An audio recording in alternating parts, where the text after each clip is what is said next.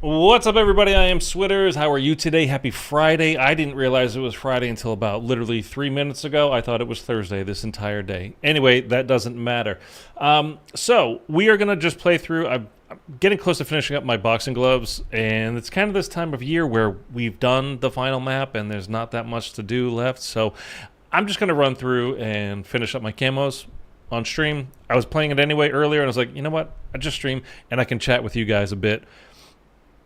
Just kind of see what's what in the world of zombies right now. Because I got to be honest, the last really kind of week, I've noticed like every single comment, basically since we started getting more Black Ops 7 news coming out, almost every single comment that I'm getting on my YouTube channel is about how people hate Call of Duty now, pretty much. Even like we're gonna look at the it's literally like 12 seconds. We're gonna go over it and over it and over it a couple of times. We're not gonna spend a half an hour going over what we see in this 12-second clip. But I did want to just kind of go over it a little bit with you guys, see if you guys had any input as well from me about it. But just people being like, are they completely out of ideas? They just keep going over the same old stuff. Like somebody else is talking about the futuristic setting for Call of Duty means it's going to be awful, which that's applying to the multiplayer campaign side, which it's got nothing to do with my channel, really. So I don't know why they're even bothering to put that on my channel in the comments. I didn't upload anything of like the multiplayer or story-wise, so, campaign-wise, so I don't even know why they're commenting.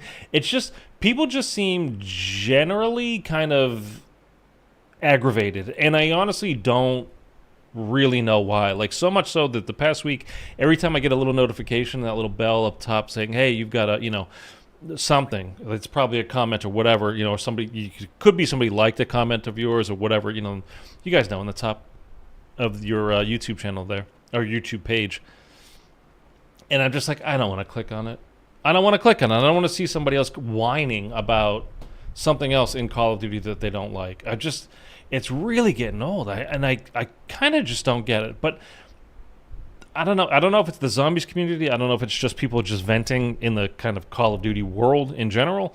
And it's bleeding over into zombie stuff just because it's Call of Duty, so they want to complain about it. I really don't know.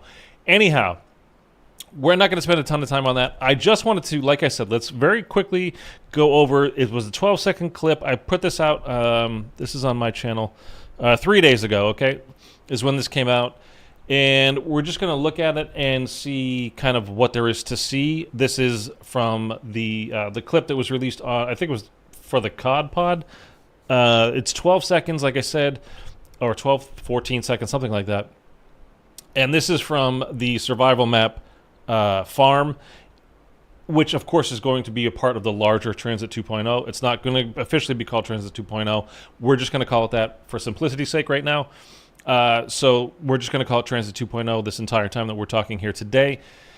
And I don't know like what will change, obviously, between the survival version and the full, just being part of the full-blown map. Obviously, I think they said for the survival maps, they're going to put, I think, everything into each of the survival areas. So we're going to have Pack-a-Punch. We're going to have, like, all the perks, a crafting table, an arsenal. I don't know. Do you think we're going to have an arsenal and a crafting table again? I mean, I assume we're going to have a crafting table, but do you think we're going to have the arsenal again? I didn't like it at the beginning of the year. I kind of just like going to the Pack-a-Punch, but now it's like there's multiple ones around the map. It's kind of convenient, I guess, so I didn't mind it for sure. I mean, at the very least, I didn't mind it. Anyway, so let's just have a look at what we can see. And this is the very first frame of the very first shot. So we're going to jump into this. I hope, I don't know, at least for zombies people, I think it's kind of, we'll leave it alone. I'm just thinking about now, like, how the negative everything that I'm seeing is lately. And it's kind of overwhelming. But anyhow, so if you guys played Black Ops 2, or even if you didn't, let me just pop the chat out over here and put it where better spot for me to see it. extend it down. There we go. Okay, so if you played TranZit in Black Ops 2, or if you played Farm, the survival version of it on Black Ops 2, it's going to be familiar, yet quite a bit different. And first things first, you can see that it's different because we have like this hatch in the ground here, which there's a light coming from underneath, meaning that there is a basement area that I'm certainly assuming we're going to be able to go down into. I don't know why they would show us this, like if it's just a zombie spawn. Kind of wouldn't make sense, right? So I'm wondering if it's going to connect the house, the barn to the house over here, or if it's going to go to someplace else entirely, or if it's just a closed off area down in the basement that, like, there's nothing else down there. Maybe Wonder Fizz is down there. Maybe Pack-a-Punch is down there. But I'm kind of curious if it will lead to the house. Could be kind of interesting if we go back to like a grief mode, traversing like a tunnel between the two could be kind of interesting, but we'll see as far as that goes. Anyhow, I'm just kind of take it, like I said, from what's on screen. We've got like cells built over here to, it looks like they've got a zombie in it maybe, or like a dead zombie now, or somebody that was in there that is now dead. But you've got these bodies hanging too, and they're not just bodies. They look like they've been flayed. Like peeled. Sorry, that's really gross, but Game of Thrones fans, the House of Bolton. And we got like a couple of them in body bags, like here and here. And again, these ones just look flayed. So we could have some like flayed zombies hanging there, or are these actually people that are dead? I don't know.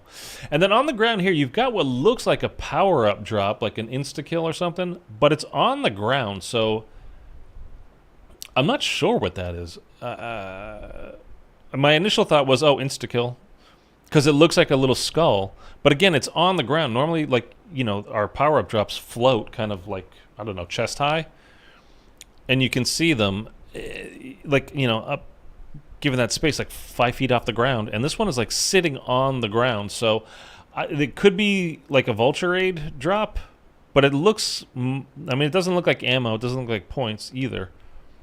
I mean, it's green, so, you know, they change up the colors. The points drops are blue.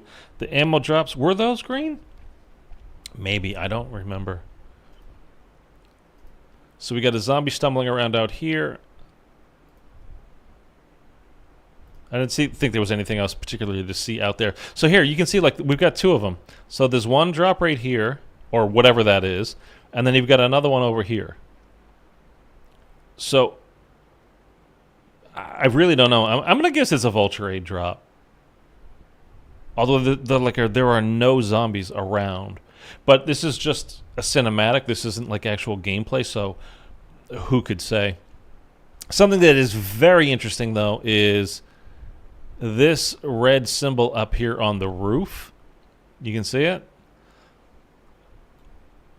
I don't know how clear that is on YouTube right now, but there's, if you go to, you can just watch this on my page if you want to, or anywhere else you could possibly find it, and just pause it here. But you can see this is a definite red, like, painted on symbol. Like, this is part of an Easter egg of some sort. Now, I thought they had said with the survival maps there aren't going to be Easter eggs. So I don't know if this is just going to be there for the full-blown map, the full TranZit 2.0. And remember that in the initial couple of seconds that we got that, like, GIF that ran, oh god, months ago now, and there was the windmill, and we were looking for it. Well, here's the windmill. This is not in the original farm map on TranZit and BO2 TranZit. This is not there, but here it is. Anyhow, so this is very interesting. It's going to be part of an Easter egg of some sort, whether that it is on the survival map or if it is part of just the full TranZit 2.0 larger map. We'll have to wait for, obviously. You've got like a water tower here in the back with a ladder. I'm wondering if you can get up on there. I don't think for the survival map you would be able to, because there's the fence here, which will probably block you, like goes to the back of the barn, I would assume. You got this green power switch. Well, I don't know if it's power, but you've got a green switch here. This may close the door to the barn. It might be like a sliding power door, which could be interesting. As far as like, again, if we're going to do like a grief mode, they're going to have a grief mode on this map to kind of lock people out, and also, you know, the other team or potentially zombies as well. In the window up here of the house, we've got a perk, although I can't make out what kind of perk it is. Although I think my webcam is blocking it for you guys, so we'll go ahead and move forward here a little bit so you can see what I'm talking about. But the barn also looks like, certainly like the second story of the barn is a playable area as well. I don't know if like the hayloft part up top, like the very, very top up here, would be playable. Got a zombie spawn down here. Pile of old tires. What looks like dead animals? I don't know. Like a battery on the back of this 18-wheeler, which is very suspicious to me. It looks like an old battery, but I don't know. Maybe we need to power something up. Okay, now here's the front of the house. Up here, yeah, you know what? Let's go back a couple of frames. I'll move my webcam. Right there.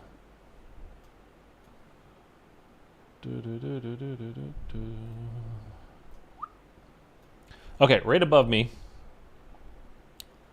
you've got a perk here. I don't know. I mean, my initial thought was that was maybe stamina, but it could be melee macchiato. Like, is this a red glove? I can't really tell. I mean, I definitely can't tell. Not really tell. I don't know what that is. Oh, actually, you know what? I just saw for the first time. Up here. Oh, there was another red circle. I didn't notice that before. And unfortunately, it's blocked by this arrow. Like, the arrow here is pointing right to it. Do you see it? Right here? Like, just the edges of it? Oh, that's interesting. I didn't notice that before. I only saw this one. Oh, no. Okay.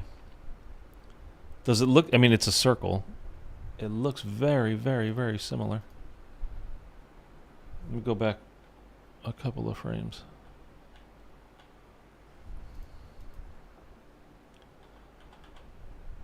Are you not going to do this for me? Because I've got both monitors going here. Oh, it's moving. Okay. Just going very slow. We're going to go frame by frame. Yeah, it's just right at that very edge. And that's... I can't pause without having that arrow be there, so it's kind of right in the way, but... Okay, that's really interesting. Anyway, so then from the front of the house, you can see, obviously, we're in the dark ether. We've got this purple kind of lightning-ish stuff going on. This, honestly, over here looks like... I mean, this truly looks like the Upside Down. What was that monster? The big spider-type monster? I mean, that's what that looks like to me. Like one of his big legs. It was the end of Season 3 at the mall, right? He was the big bad of that. Anyhow, we got a bald zombie over here. Maybe they modeled it after me. Now my head's blocking that. This guy. I think that might be modeled after me. We've got Mr. Peak's gumball machine here, so we got gobblegums. We already knew that. In our gobblegums, part of the whole thing, by the way, that I was talking about at the beginning, people being very upset, is like the carry forward stuff.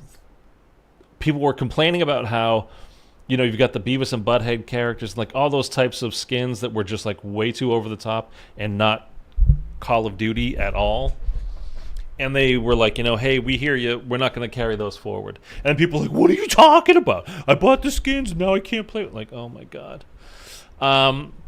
But one thing for us that will carry forward for sure is our gobblegums. So that's great. Also, our XP tokens. So if you've got double XP for your weapons, for just general kind of double XP, if you've got Battle Pass double XP tokens, those are going to carry forward, which for me, I've got a whole bunch of them saved up, so I'm real happy about that. I've got like 17 hidden power gobblegums, which very important for me. I've only got like 7, I think, perkaholics. So unfortunately not a lot there, but maybe we'll get some with the I already pre-ordered, so maybe they'll come with a pre-order bonus. Anyhow, let's get back to this. So It looks like there will be a drop down from here, so like you're not going to get caught upstairs. You can, like, I think it looks like this is where that perk was, by the way. Be able to just kind of run and drop out to here, which this is just a railing. I don't think there's anything to land on. Anything raised up to land on, I should say. So maybe that is stam. Prevent you getting from fall damage.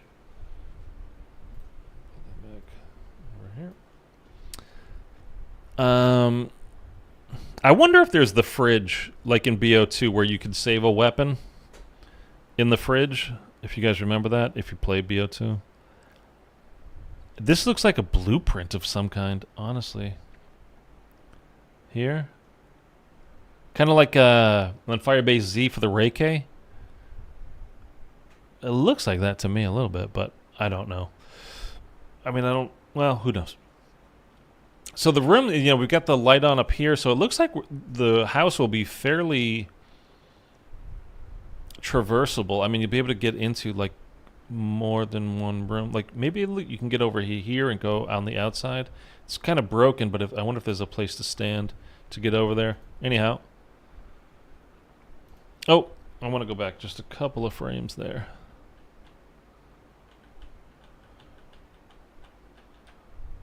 Come on. One more. I'm just trying to see if I can... This is that perk machine. I'm just trying to see if I can make it out. And I still can't make it out what perk that is. You guys can let me know what you think it is. But I don't know. And that right there looks interesting. Oh, it's just like a light flare, it looks like. So probably nothing. And then back to the barn, just from a low angle. Like this, as far as the survival area goes, it's pretty wide open. Like this is way more wide open than the original farm was. So I don't know how hard it is going to be to survive, especially if you've got Pack-a-Punch and everything else. Well, I don't know if you do or not. I'm just saying if you do, that'll make it obviously a lot easier. Something I have not seen, by the way, is a crafting table. It could, there might not be one. There could be one upstairs in the barn. It could be in the house. Like in the kitchen area, something. I don't know. Not seen an arsenal either. So I'm really curious about this power. Again, not a power switch per se, but it looks like there's a red button underneath it as well. I'm like 90% sure this is going to close the barn door. And you might need a part to put in here. Maybe that battery that we saw on the back of the 18-wheeler to go in there to power it up. Be interesting. Got the bodies hanging. I don't see anything through the windows particularly. If I could zoom, I would, but is that an arrow, like a power arrow? Like power this way?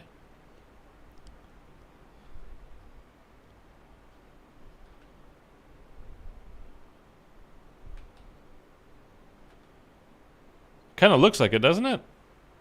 I mean, that's something. I don't know what it is, but it's something. And I think we're kind of... That's 12 seconds, 13, 14. I mean, that's kind of it. And then it's just on a loop playing. So, yeah. That is... Right now, that's what we got for advanced, like what's coming as far as the TranZit 2.0. I'm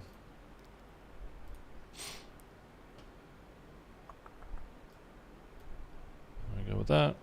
Power that on. There we go. Okay. So yeah, that's it. All we have right now as far as like any kind of advanced look at what's coming up. But we'll get more, obviously, probably. It might be next week even. But I don't know. I think it might not be till the second week of September that we actually get anything. So we'll see. Other than that, we're just gonna hop in. We're gonna finish off the camos for boxing gloves, and then we're gonna be done. And then that's that.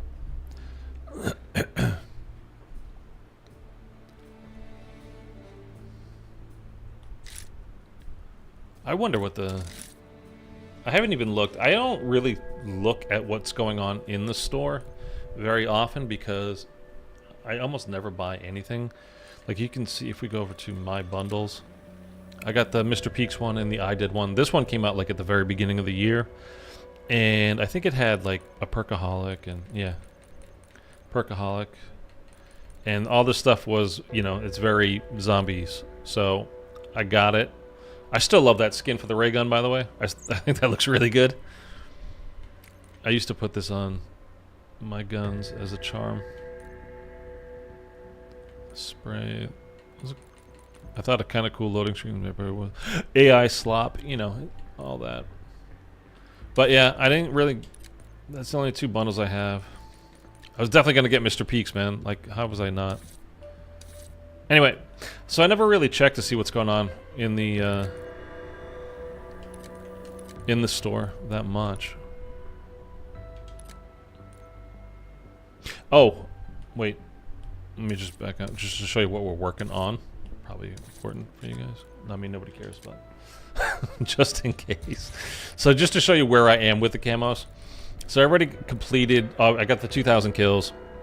I did this with you get 300 kills with brain rot and 10 mangler kills, which is kind of a weird challenge to have as one of your special challenges, because then you have your mastery, which is get 10 kills 15 times, and we only need to do that one more time, and then we're on to 30 specials, which is manglers. So I guess you don't have to do this on, you know, Liberty Falls map, but to get mangler kills and then 30 more mangler kills, I don't know. And then this one will probably be a little bit difficult, the consecutive kills without getting hit, but we'll give it a shot. Actually, kind of reminds me, we don't want to, we want to do directed. I forgot. I always, well, not always, I almost never do this stuff on directed mode. I just play the game and I get it and I restart. But this way, if we can get like to hold on round 14 where we get a mangler spawn in and just respawn and respawn and respawn, that will be great.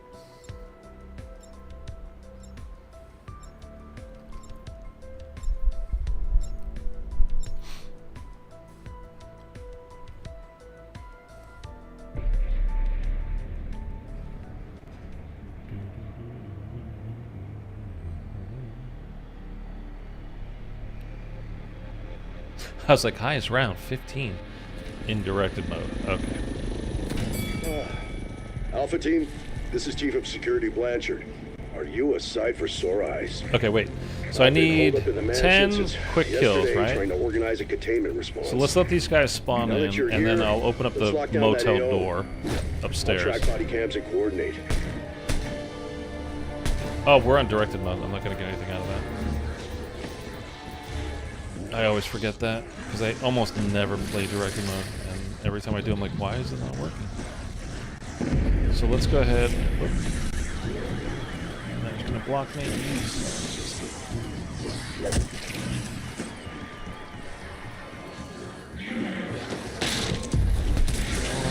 Oh, they're stuck on each other. Oh, we're going down. We're going down.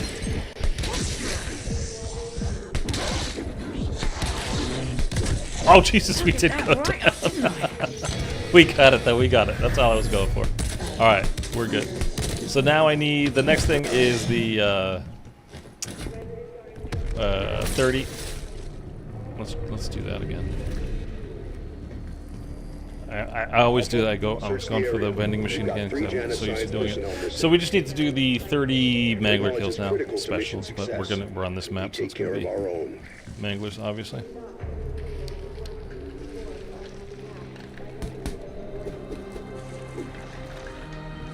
When you get these things pack-a-punch with speed cola, you can punch pretty fast. Like I said, I was leveling these things up earlier tonight. I was like, I might as well go ahead and start a stream.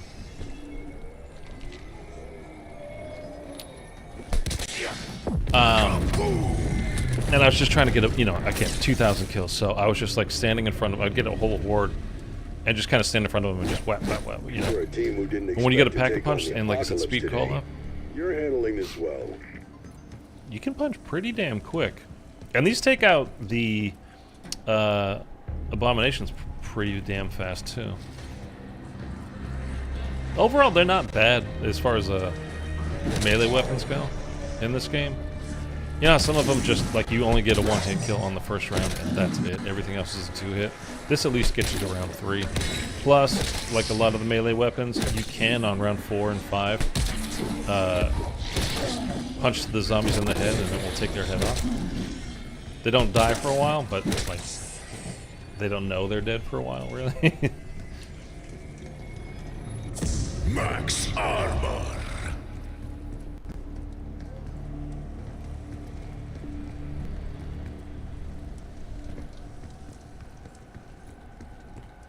Okay, send more zombies, please.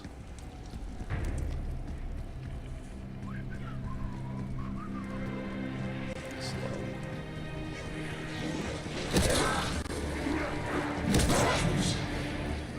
Can you please just fuck off?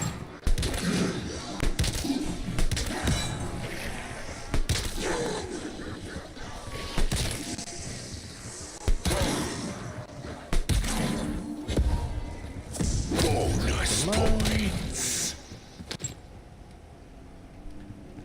Alright, we're not going to change the round because we have it left here, so we'll move out.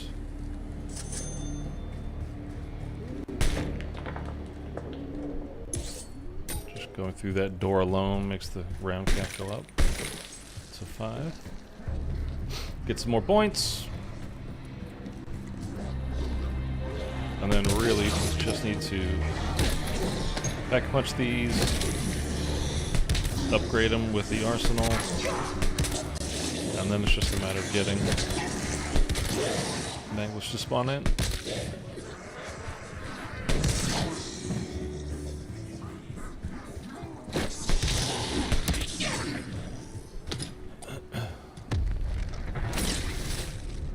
Yeah, I find it kind of disappointing so many people seem so... I mean, like I said, I don't know if it's zombies people that are upset. I mean, certainly some of them, because of the whole, you know, no carry forward with the skins. Some people, like I said, I got a comment, you know, I can't believe they're doing TranZit again. I also had one person say, like, if they're doing TranZit, I'll actually come back and bought a new Call of Duty since Black Ops 4 because of zombies, you know, like the zombies or whatever. See if I can take their head off like that.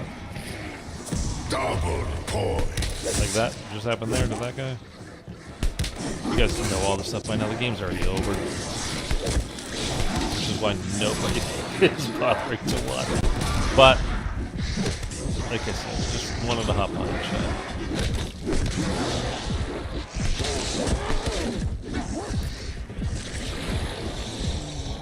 Oh, I don't even... using those right now is not doing me Or any good. post-imprisonment rage. Don't need any more kills. Regular zombie kills. I need melee kills.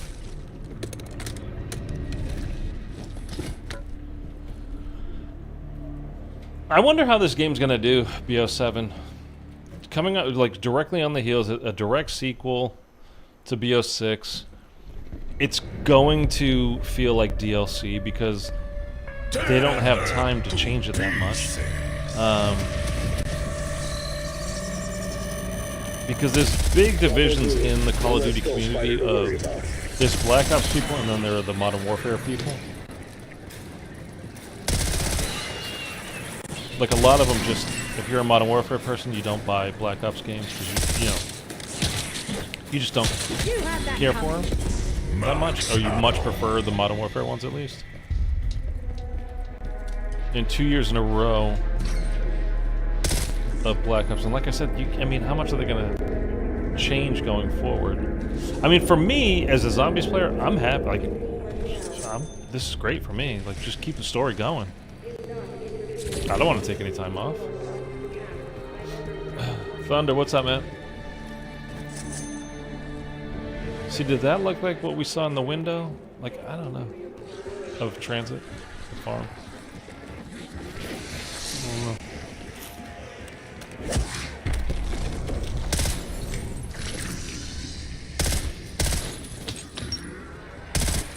So basically, we should just kind of speed run to round 14 now. Or 11. right? 11 Megaliths can start spawning in.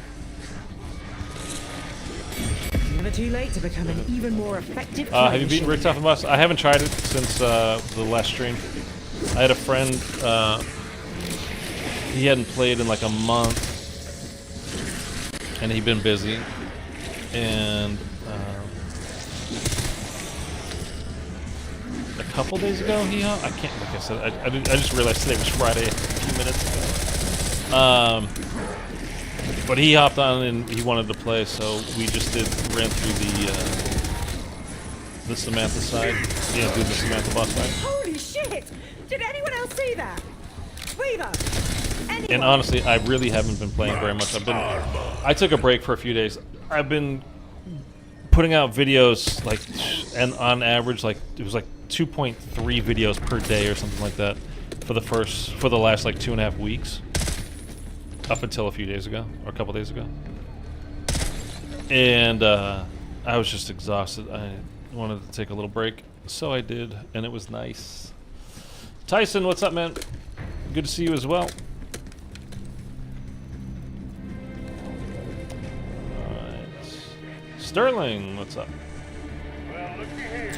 Walking dogs can play it on. I'm good at it. I play all the CODs regardless of who the developers are. I mean, I used to anyway. At this point, I kind of, like, if it doesn't have zombies, although, I don't know, we'll see going forward.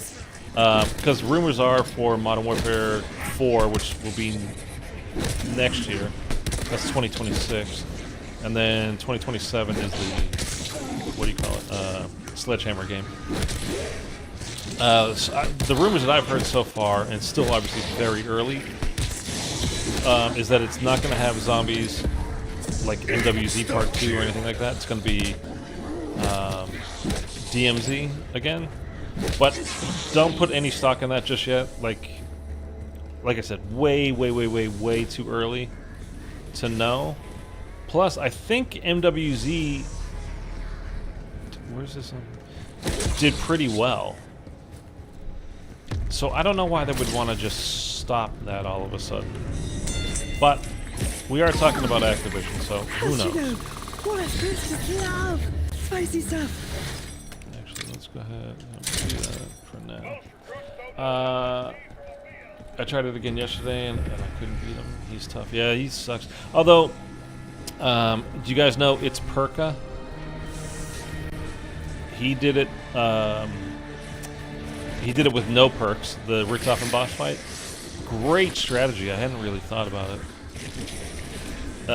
But anyway, you can check out his channel and watch his video on how to do it, which is what I will attempt next time. I'm trying it, but like I said, I haven't done it since. I haven't tried it since. Do it again. I streamed it whenever that was, 3 days ago. Whenever it was.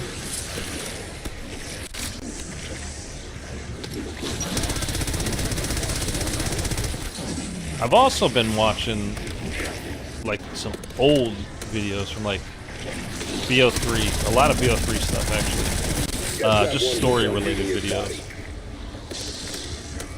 No gameplay at all actually. Be nice to drop some. And it's kind of crazy just the difference between now and then, like what people would watch. In the mood for your shenanigans. Like there's a whole bunch of story-related videos that are just literally a person talking with their webcam on, not showing any game footage in the background whatsoever, like not doing anything, just literally them, webcam, just chatting. Seems his luck didn't stick around in the end, though. Wonder what the key's for. And we're talking like, 500,000 views, 400,000 views. You guys probably can figure out who I'm talking about mostly.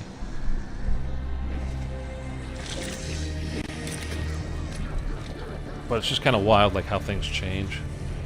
There was also like a big swell of interest in the zombies mode at the time too. Like, again, we are talking about 10 years ago, right? Or 9 years ago, whatever. So, as huge as YouTube is now, I mean, it was big then, but it hadn't fully come along, like incorporating video games and just theorizing and chatting about stuff and just, you know, kind of like, what do you think about this? What do you think about that? Well, it could be this, blah, blah, blah.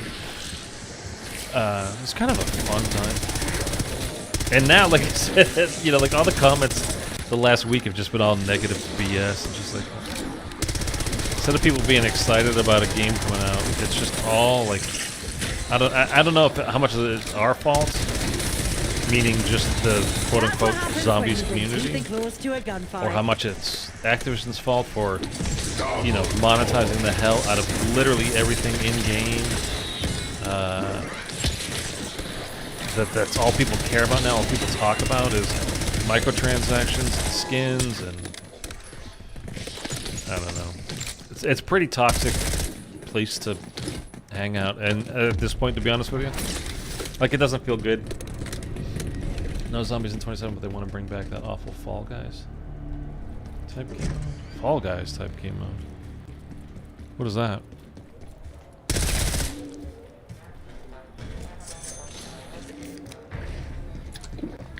I've never had thin skin, but somehow it feels Like DMZ, I didn't play it a ton, but it was fun. I mean, Handy.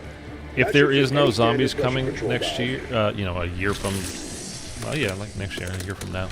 It's kind of weird. Like the BO7 isn't even out yet, so it's talking about the next one after that. It's just kind of weird. By the way,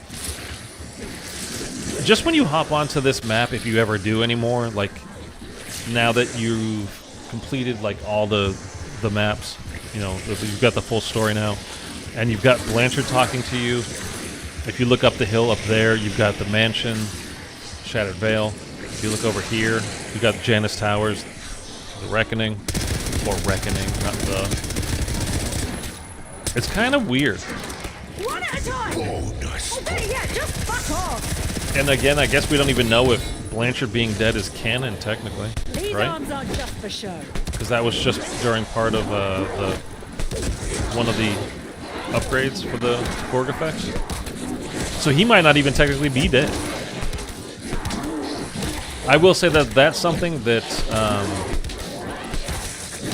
I really wish Call of Duty in general, from the campaign to zombie stuff, would like really stop doing, is if you kill off a character, make them actually dead.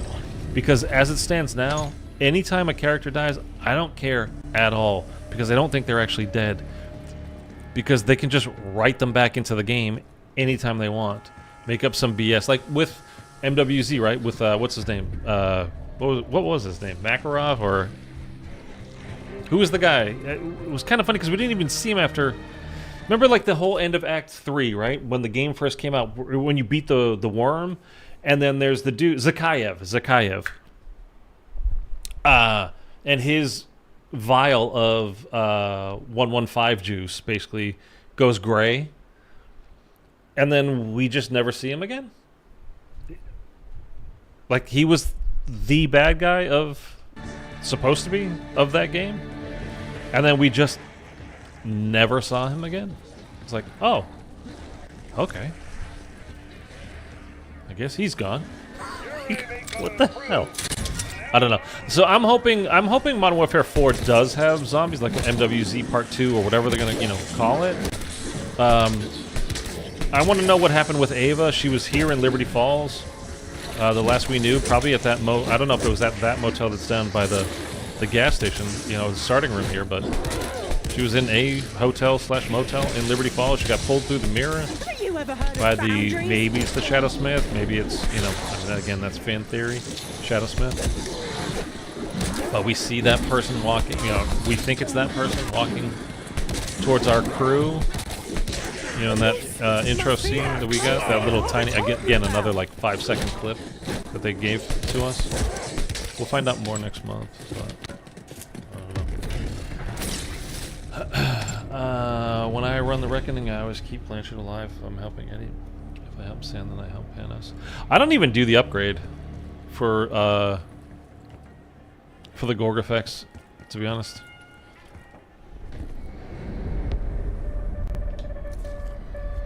So we got that there, and the mansion's there somewhere. You can see it in the chopper gunner. That was quick. Quick. Dude, my eyes are so dry right now. And I was like, I know I've got some Visine Vaseline. put some Vaseline in my eyes. I know I got some Visine in the other room, and I went and looked, and I was like, man, I've had this a while. I don't like I've not used it in a long time.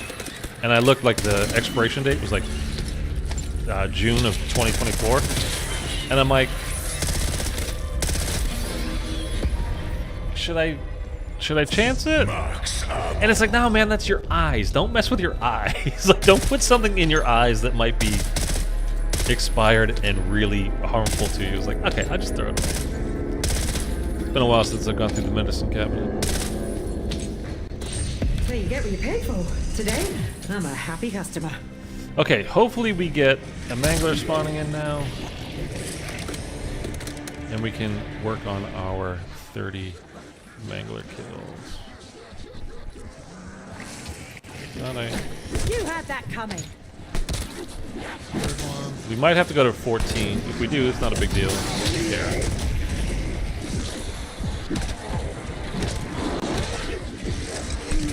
Oh, well, we got one. Okay. Where did you just... Oh, dude, what is with that? That's something I really hope they fix with BO7. When you hop over railings, if you don't hit it flush, you get bounced back. Like what just happened to me there. I've got you sussed. Or you kind of did that weird like little skip, and then I jumped and I landed over here from there. Like, I hope they really fix that, because that's annoying. I don't remember when it was or what we were doing, but I remember it happening on Terminus, and it downed me. In front of that ether cannon trap, I was trying to jump over that railing. I was getting in the higher rounds, and I had like 2 manglers coming for me.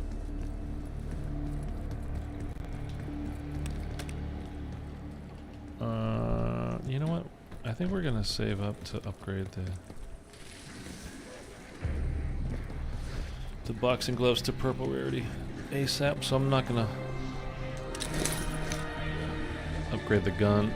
If we don't go past round 11, it won't matter anyway. Okay, we got another one. This is perfect. You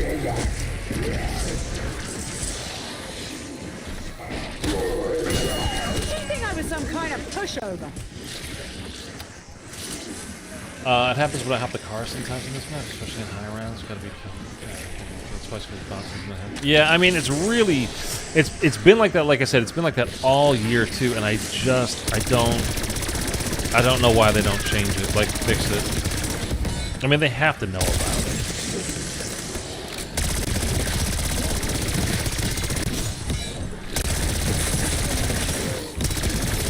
They have to know about it, and it's so unbelievably frustrating.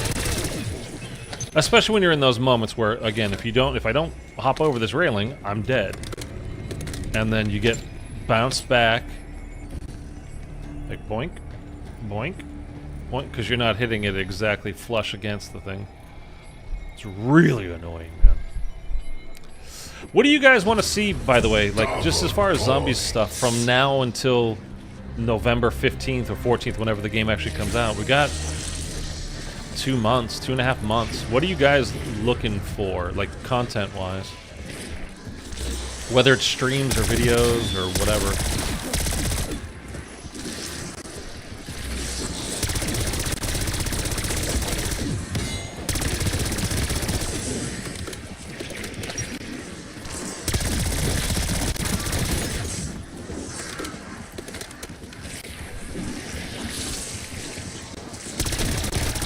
He should always be proper, and I just proper stomped you. Still like that.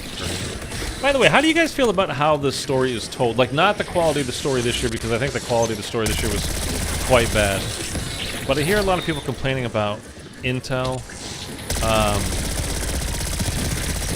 And I think a lot of people kind of forget that we used to get radios in-game that you had to find, which is fine. You have to find the intel.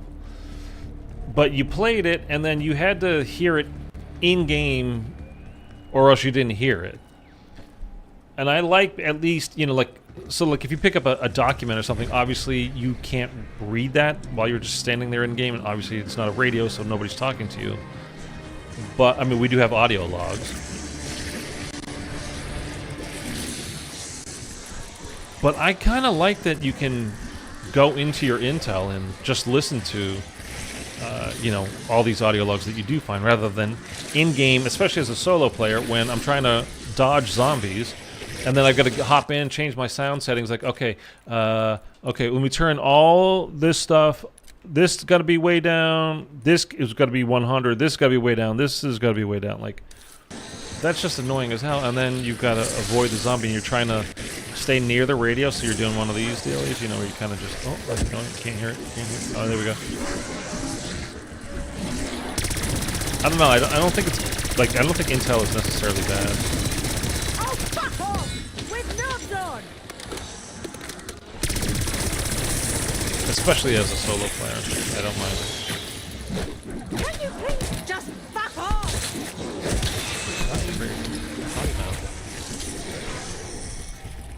Double points. See, like, look how fast you can go with these pack launch and speed column. Like, that's pretty good. Hopefully we can get an answer to how the Requiem crew got to Urzikstan. How they got there? Oh, you talking about, like, the intro cutscene with Weaver and all them dead around that table? Oh, let's go. Wait for this guy to come out.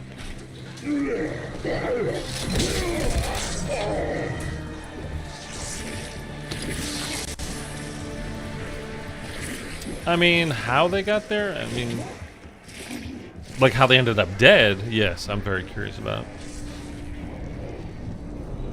I think something people forget too, because I see a lot of, I don't know, I'm not sure if it's been clear to a lot of people the time difference between MWZ and BO6 and Cold War. Because MWC took place basically now, like I think it was like 2024, 2025. Cold War was 86, right? Ended in 86. I think we started in 81, technically in that game, although I don't quite remember, but I think it ended in 86 or 85. And then this game takes place in 1991, which I think it takes place entirely in 1991 over, honestly, a shockingly short period of time. Bloody hell! There's a lot of mercy killing. So you've got 34, 35 years between games? Between, you know, this, what we're playing now, and MWZ. So people were like, you know, we got to the end of this and I saw like some stuff on like Reddit. Like, we didn't even find out what happened to Ava. Like, what happened to Ava? She wasn't even born yet. Like, what are you talking about? So I don't know if that's, No, it was me that did that. I'm going to say something that might sound kind of elitist. Zombies elitist. At least. I think they may have dumbed the game down too much, to be honest with you. Speaking of, like, going back and watching old videos, I was watching a Mr. Raffle Waffles video, and he was playing through the Giant. No, he went through Doris. He went back to the original. And he's like, you know, when you load into this game, you get basically no information. You have to figure out where you are. You see this writing that's in German, you know, so you kind of, okay, I must be in Germany. You don't know, like, you just listen to a little bit of, like, any kind of info you get of your character talking. It's like, hey, you know, maybe, well, things will get better once we get the power on. Like, oh, power, okay, we gotta go find power. All right, that's my mission now. That's what I'm working towards. And I think it was actually in relation to MW3 Zombies that he made this video about that. Let's go ahead and double tap. Why not? This way it's literally going to be one hit. The pen is any mightier than the mangler right now. sword. But both are fucking useless in a gun. Zombies used to kind of all be about the discovery, and it was up to us as the players to discover it, all the information.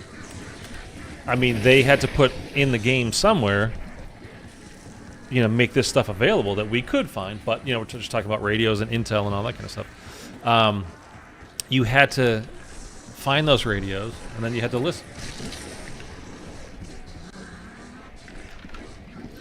Like, all right, who is talking? Is this a recent communication? Is this, you know, is it from a while ago? Is it from when is it? You know, what? Who is saying it? To whom? And why? And now, like, even with the trailers and stuff we get, and it's just kind of like, all right, here's the time. This is the date and time. These are their characters there, and they're at this exact location. And this is what's going on. And we gotta blah, blah, blah, you know. There's not much investigating that we have to do as the zombie player. It's just kind of all given to us. You have to find it in the map, like you have to find intel or whatever. Like, there's still hidden things. There's quite a lot. Actually, there's a piece of intel in Reckoning dealing with this map and dealing with MW3 about Sergeant Miller. You guys remember her. You know, her dad died, got attacked by a zombie over by Ollie's Comic in the alley, and then her mom, like, they were trying to run away. The mom got, they got separated. I mean, the mom ended up dying as well. And then Sergeant Miller holed up in Freedom Chicken, which is right next door to Ollie's Comics over here. We can go look at it if you want.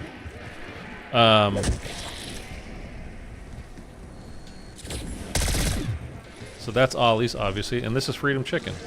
And then 3 days later, Sergeant Miller holed up in there for 3 days, and then a biker gang found her. Joined the physics team last year. And got her out of there, kind of saved her. And then there's more intel in the Reckoning about what happened that day. Or back then, not that day exactly, but...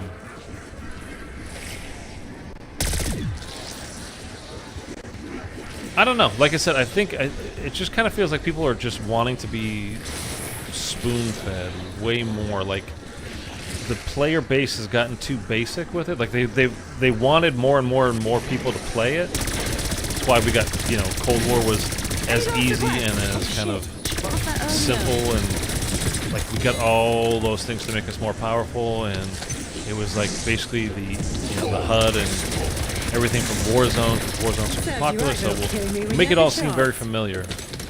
And I just saw something. I didn't actually go through it and read too much of it.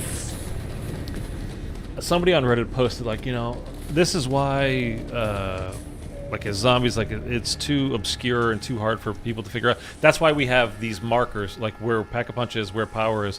Because here's, like, a COD Pro. They was talking about Attach, I think it was. If you guys are familiar with Pro Call of Duty at all. And he was trying to play Origins, I guess, and he was standing on, I think it was just Generator 1, like he had just spawned in. Again, I really didn't watch very much of it or pay attention too much. Because I was instantly like, no. It's kind of like the whole, you know, Kevin Drew, the reason why they changed how the point system works is because somebody yelled at his brother for not killing zombies the right way. And to me, I'm just like, well, so did he learn to do it the right way or not? And, you know, sorry that there's a learning curve, but there's a learning curve. I had to go through it. You guys had to go through it. What's the big deal? I don't know. It's kind of like... because you want what you're doing, like, you want it to be, you know... I don't know. Some people don't, I guess. It's kind of like when you find an indie band that you like, and then they make it big, and you're like, oh, fuck those guys now, because they, you know, they sold out. They're popular now. It's just like, well, I mean, you want them to, like, you like the band, right? Like, so why is it bad that they're doing well? You should want them to do well. But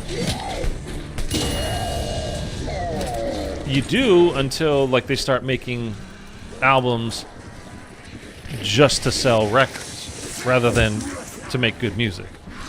And it's kind of that way with zombies to me right now. I would love to go. It's one of the things that I will say, you know, a major step forward, in my opinion.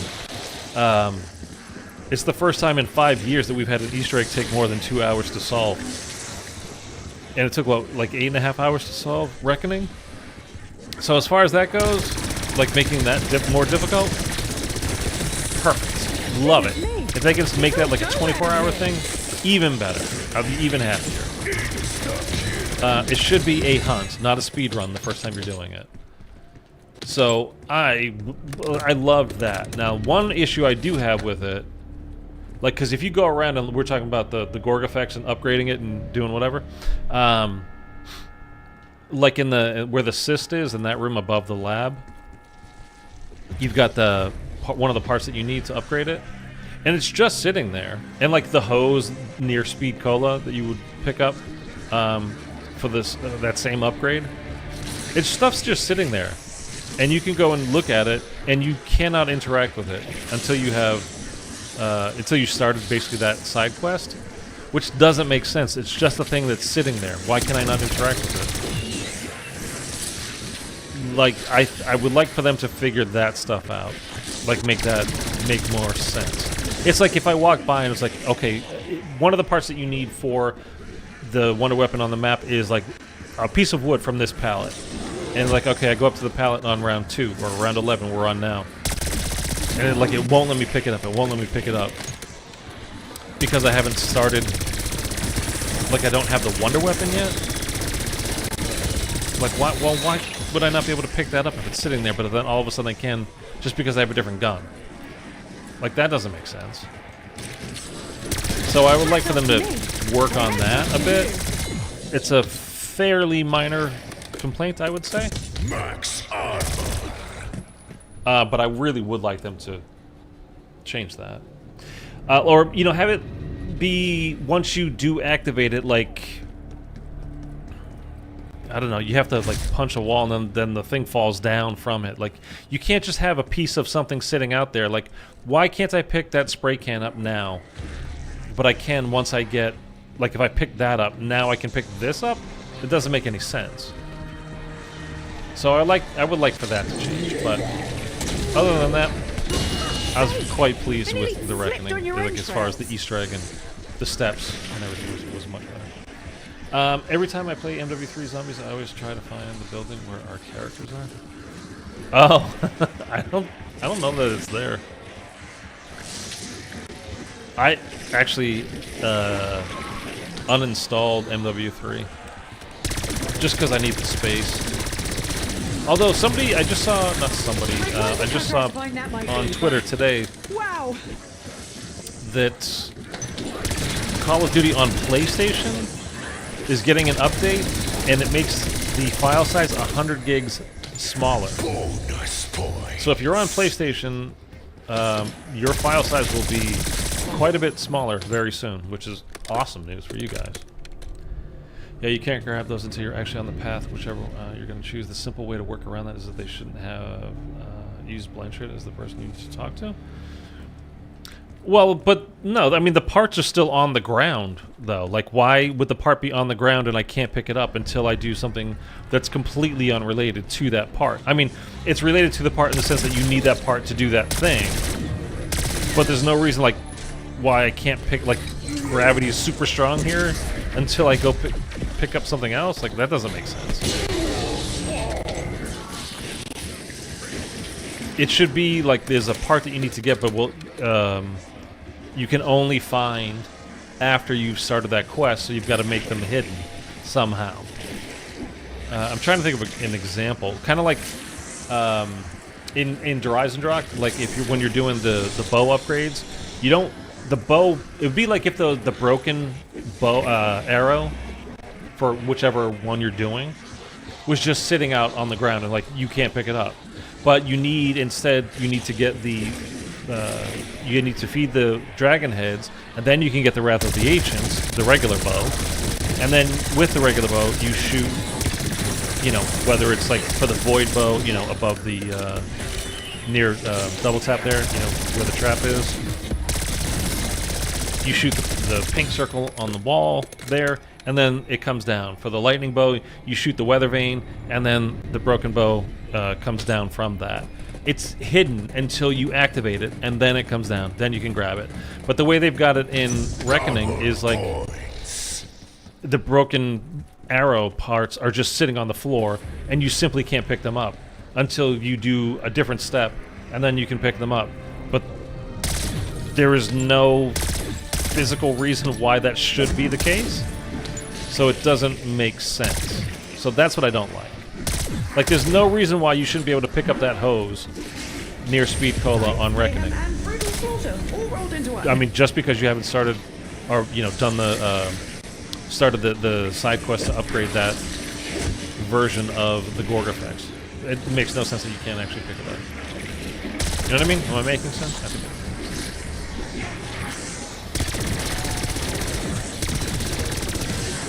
you got me so curious now, Sterling, about, what was that, Tyson? Yeah, Tyson, sorry. I wonder if you could actually find the spot where Weaver and, you know, is it Dr. Gray, is it Carver? I don't know. We know that's Weaver. I mean, it sure as shit looks like Weaver, right? I guess we don't know, but my god, it looks like him. Eye patch and all.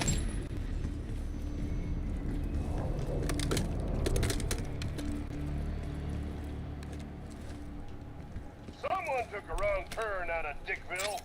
Right up and shut up.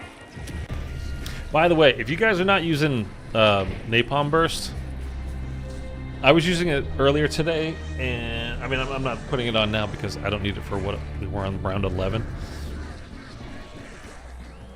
But if you can run the zombies around in a circle, like, you can get that fire to spread, catch and spread, and catch and spread, and literally take out an entire horde with basically one bullet. It's amazing. It's so good. I just wish Shatterblast was so much better in this game. I mean, yeah, it needs to be better. Like, in Cold War, it was like, honestly, it was too good. But in this game, it sucks. It's so slow. To start the upgrades, once you kill. Yeah, but I'm saying, like, the physics of it, like, as a part on the ground, there's no reason why I would not, as a person in this universe, be able to walk up and pick it up, and then I go talk to Blanchard, and all of a sudden I can pick it up. That's not how physics works. And I know we're talking about a video game, I know we're talking about zombies, I know, like, this stuff doesn't necessarily apply, but even within the world of the game, that still doesn't make sense. There's nothing holding that thing down to make it so you shouldn't be able to pick it up. Anyways, it's not that big a deal. It's just something that I don't like, and it would just make, again, the kind of Easter eggs and solving them and everything, you know, to do with it, a bit more engaging and in depth, I think. It's like if you couldn't pick the water valve up. Like, why would I not be able to pick it up? Just because I don't have the key or the jet gun part? Like, it makes no sense. If I can pull it off, you know, later, I should be able to do it now. And you can in this map. Alright, I'm gonna stop talking about that. It's just it's something that bothered me about it. And I actually like the Easter egg quite a bit. I think, I'm gonna do a final rankings video of BO6 zombies, like my favorite maps. Rank them from 1 to 6, 6 to 1, whatever. Spoiler alert for that video, but Terminus is still my number 1. Shattered Veil was. Terminus is my number 1 now. I just like the feel of being on Terminus. Even though it's a facility map, like if you're going to do a facility map, I think they did a pretty good job of it with Terminus. You feel isolated, you feel like, you know, because what we talked about when the first initial, what was it? It was COD Next from last year, right? when we saw Liberty Falls for the first time, everybody was like, "There's no aura, no aura, no aura," and they even put it in as a little funny little intel from Richtofen saying it about Liberty Falls. But they changed it, and it didn't go from a 0 to 100, but it went from a 0 to a 15 at least. You know, it's better. You're better off. Your face was your But like, what feels like zombies? And it's a feel thing. So how do you quantify that? It's kind of one of those, you know, for me, it's like, well, I don't know exactly what does it, but I can tell you when it's there, and I can tell you when it's not there. And Terminus has that. Terminus has a zombies feel to it, to me at least. Maybe not for you guys, but I definitely think it does. Let's go get ourselves a couple more perks, just because why not? So for me, Terminus would be my number one. Destroyer of you undead bastards. I think I would have to keep Shattered Veil as my number 2. I keep trying to do that. These arms aren't just for show. Although it's kind of not fair because it's the newest map. So I want to play the newer maps because I just haven't played them as much. So obviously I would like to hop on because I like the Reckoning. So my big thing is right now, Terminus is my definite number 1 as of today. Like, things can change.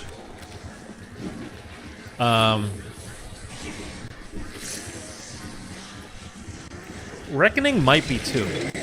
Or is it Shattered Veil? I don't know. It's really hard. But those two are very close to second. After that would be Citadel, which is, I think, a huge missed opportunity. Then Liberty Falls, and then the Tomb. I think the Tomb. I forgot I went down. I went down on round 1. Trying to get those 10 kills in a row. By the way, you guys hate it too? Like, you can't track all the DLC weapons? Like, you can't track them to see where your next camo is? It sucks, doesn't it? Oh, I just realized. I need 180 more kills with the gloves to get mastery. So let's do that also. So, yeah, I really don't like the... It's been like that for months.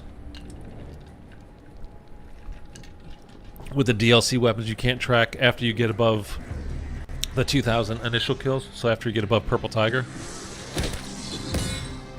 It's so annoying. And I've not been counting, like, how many manglers have I killed. It's just going to pop up, and then we're going to go, oh, okay, cool. We got 30 of them, I guess.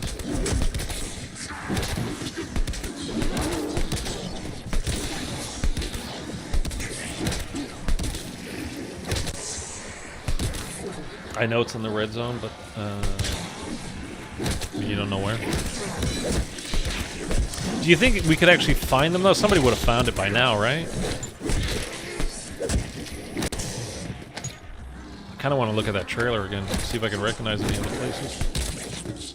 I definitely wouldn't mind, you know, like I said, with COD 2026, I wouldn't mind an MVZ Part 2. I had fun with it for the year. I definitely don't want it to ever replace round-based, but like as an alternate kind of mode? Every couple of years, every few years, whatever? Totally fine with it. I mean, I think I told you guys, like, now is the perfect opportunity as far as I'm concerned.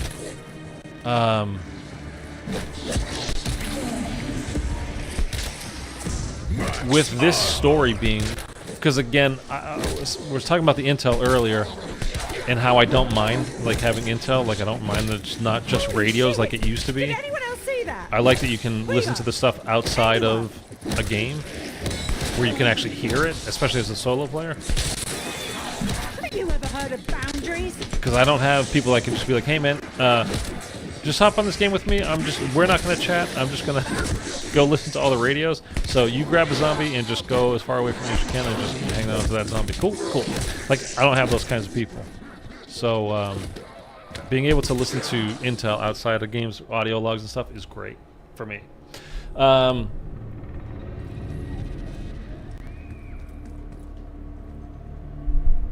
What the hell was I saying? I always do this. I'm like, I just wander. I don't remember what I was talking about. Oh, yes I do. Yes I do. So that the story, like I think the Cold War story actually wasn't bad. I think the story this year really kind of sucked, and I don't think it was told well, and I don't think they told much of a story to begin with. I really cannot stand how we were introduced. I hope someone found it. I don't know, man. I don't think that's been found. I don't think it is there to be found, I should say. Because it would have been found. 100% it would have been. Well, 95% it would have been found. Dude, I love how fast you can punch with these things.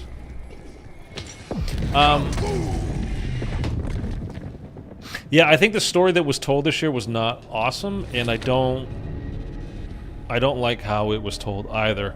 To go back to Liberty Falls and to Terminus. So, you know, obviously in this map, on Liberty Falls, we get Panos, and he's kind of we get introduced to him as soon as we activate the Coordinates marked. Easter egg, right? These arms aren't just for And he show. comes out and he's like, ho ho ho, you know, his little funny weirdo kind of a talking to us thing. And then he's chatting to us, but then he's also talking to somebody else. He's like, oh no, nothing, I'm just talking to myself, ha ha ha. And he's obviously not. Goodness me. He's talking to somebody in the dark ether. You know, we never found out who that was. And now, with the upgrade that we do for the Gorg effects that he's a part of, you know, there's the Blanchard side, and then there's the Panos side, like, is he actually dead? I mean, I don't think he is, right? Because I've only ever done the upgrades once because I don't bother upgrading the Gorg effects to go into the boss because you just don't need it. Consider that a critical observation. But it's like him in his dark ether form down in the computer area with, you know, with the mushrooms and everything, quantum computing. So I don't even know what the deal is with him. Is Blanchard dead? Like, which one of those branches of the upgrade is canon? Are they both? Are neither? Like, don't love that. And I don't mind having questions, you know, bleeding from, you know, it's kind of what you do. It's cliffhangers. You set one up to you lead to the next, then you hopefully you get an answer at some point, which will then at that point probably just lead to more questions and whatever. But you know, that's how this type of storytelling works. Because they're never gonna. We know now, like they're never getting to the end of this goddamn story. They just refuse to. They tried to end it in BO3, then they really tried to end it in BO4, and then they just can't. They're just, I think they're afraid, man. I think they're afraid to try something new. Like, you know, the zombies community loved Jason Blundell, man. Like, he's like Jesus to the zombies community, and then he did the Chaos Crew, and people didn't like it. I mean, I thought it was pretty good. That was really good, actually, but at the time, people didn't like it. People didn't like IW at the time. IW was pretty great. People didn't like Shadows of Evil at the time, though, to be honest. And now, like, is that the biggest miss of all time? Zombies-wise? Or was it that they did like TranZit? It's one of those two, though.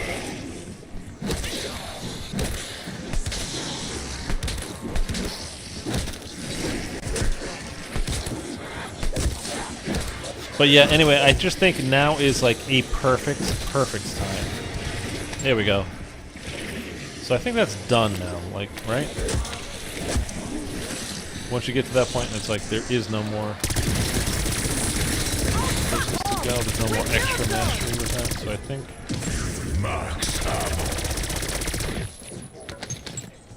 I think we are full mastered out with our boxing gloves, with literally everything. Yeah, so that's done. Okay. So don't need to do any more of that. So let's go ahead. Since we are one hit killing everything at this point, we will go ahead. Well, this is a step in the right direction. I think I will save, because we still need to get 10 elites when we get to that point. If I haven't stopped the stream by then.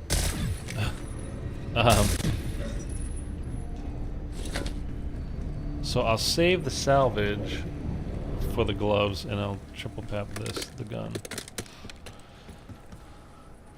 Leave the gun, take the cannoli. Please tell me you guys know that reference. It's before all of our times. You know that reference, right?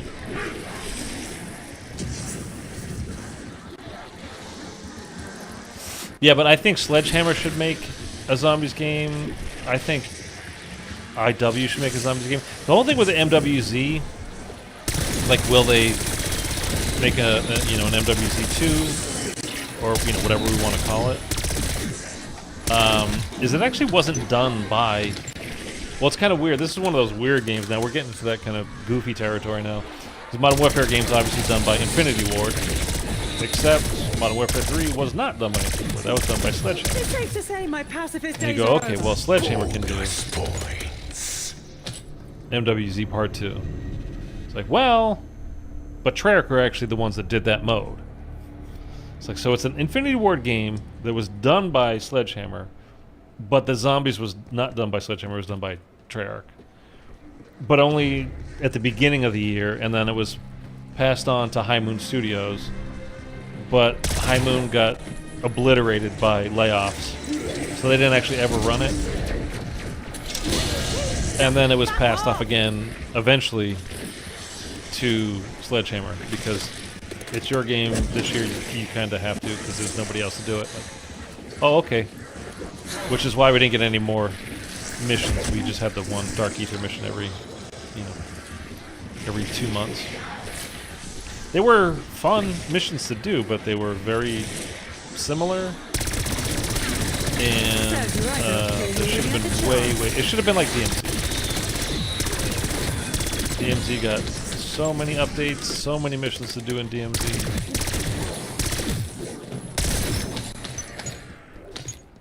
And like I was saying, like I'm not opposed. Like for a year, if they don't have zombies, it's just DMZ. Like I'm not even opposed to that, but it's not designed. DMZ is not designed for solo players. At least the way it was in MW2, it was not designed for solo players. It was really kind of a miserable experience. Like it was fun stuff to do and fun stuff to explore, and I really thought in MWZ they were gonna do way more of that stuff, because you remember you could find like bottles of aspirin or like a marker or a pen or something, and flower vase, and you could find all these little things, bandages, that there was never any use for it. Like I guess you could take them to, could you take those things to buy stations and turn them in for a couple of bucks maybe? I don't even remember.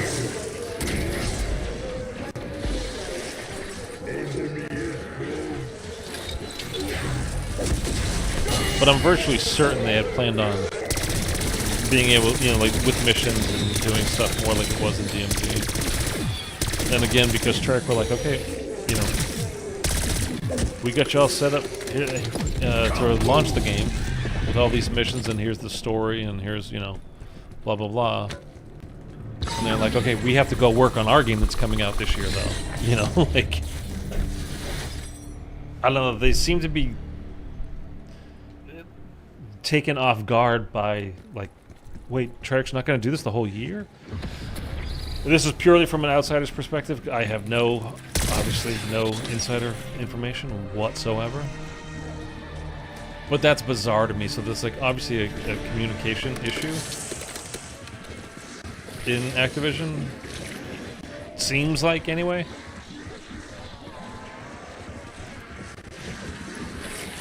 But who knows? That was also still... I don't know. When did Xbox actually buy Call of Duty / Activision? I don't know. It was close for a round. I wasn't worried. Who Not knows? for a second.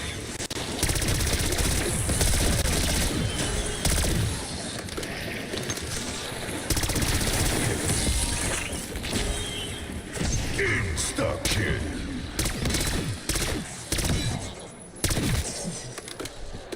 Why am I getting so many crawlers? You know something? I will say this. That's something I really miss in old Call of Duties, in old zombies. And I don't want to be one of those guys, but I think it's like, I like being able to build boards just for the amount of flexibility it gives you. Like if you need a few points at the end of a round or whatever, and you don't want to flip the round, you want to go look at a thing, and being able to do that. Another thing at the end of a round that you always used to be able to do is make a crawler. And you really can't do that anymore. I mean, you can get crawlers, but it's not like, you know, just throw a grenade and land it near the zombie and you've got a crawler. Like, that's not how it goes. Never. I'd say I was sorry. And if you're on I'm not. too low of a round, you're like, oh my god, I hope this works, I hope this works, I hope this works. Sometimes you killed it.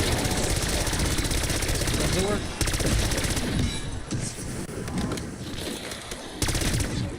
I like those little things, though. We're talking about skill gap, you know, like there's a learning curve. Like, that's one of those things. I think that makes the game more fun, more interesting, not less, and like just making things so wide open that anybody could walk in at any given point in time and like just walk in and complete an Easter egg. Like, why should it be that way? Like, you can't just walk into Call of Duty multiplayer and start dominating if you've never played an FPS before. Like, there's going to be a learning curve. You got to figure things out. You got to figure out how, you know, like the different attachments that you can put on your gun, the different perks that you can put on, for the, you know, type of player you're going to be. Are you going to be an SMG run around type? You going to be an AR, where you kind of, you know, in that middle distance? God forbid you're going to be an LMG camper, you know, something like that.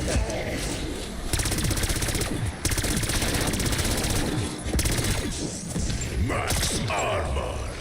But there's learning curves, and I don't know. You know?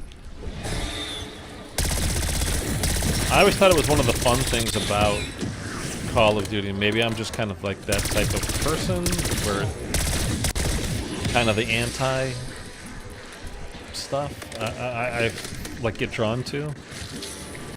But like, if you look at Black Ops 3, that game, which was set in what, 2030? When was that? About 2050?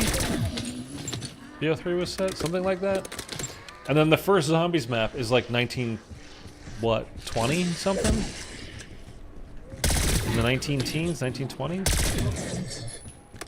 You got jazz playing and like, and then you've got Cthulhu monsters, and like, it's got nothing to do with Black Ops 3, the rest of the game.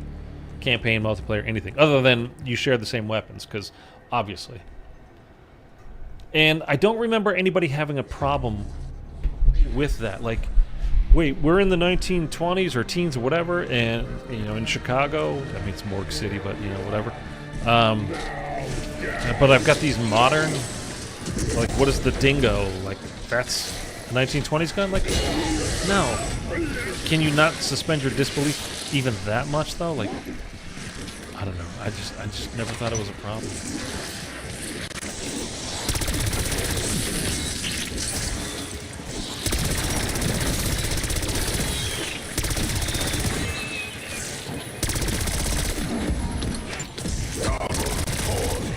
Uh-oh, I'm getting hungry. I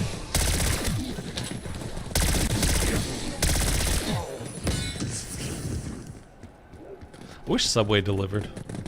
I'm in the mood for a sandwich. Oh, we can triple pepper. Gloves. Let's go do that. And we don't need it. But why not? By the time we get to our, what do you call it? Elites. I recognize weapons aren't sentient, but I think she rather like that. It is kind of weird that these ether crystals are growing back, because we're not flipping around. I mean, I'm not complaining. It is kind of weird that they're going back.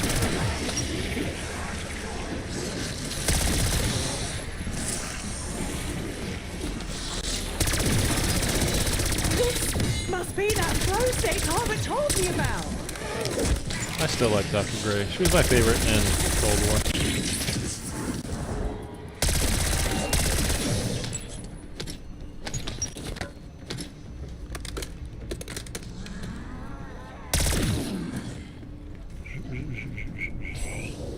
I can't get through the hole. Do I? Oh wait, we did. I forgot we're doing. See, I'm telling you, like I never played directed mode, and I just realized we have friggin' Wonderfizz up here the whole time.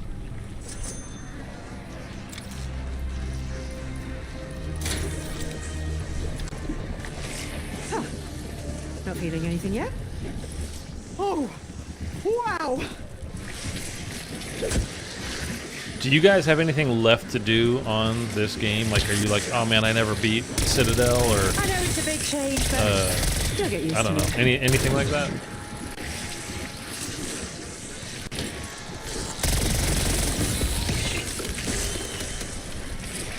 I've been thinking of some ideas of what I can do with my channel between now and the new game, because there's going to be a fair amount of information coming out. Like I said, I think not necessarily starting next week, but maybe starting next week. We'll see.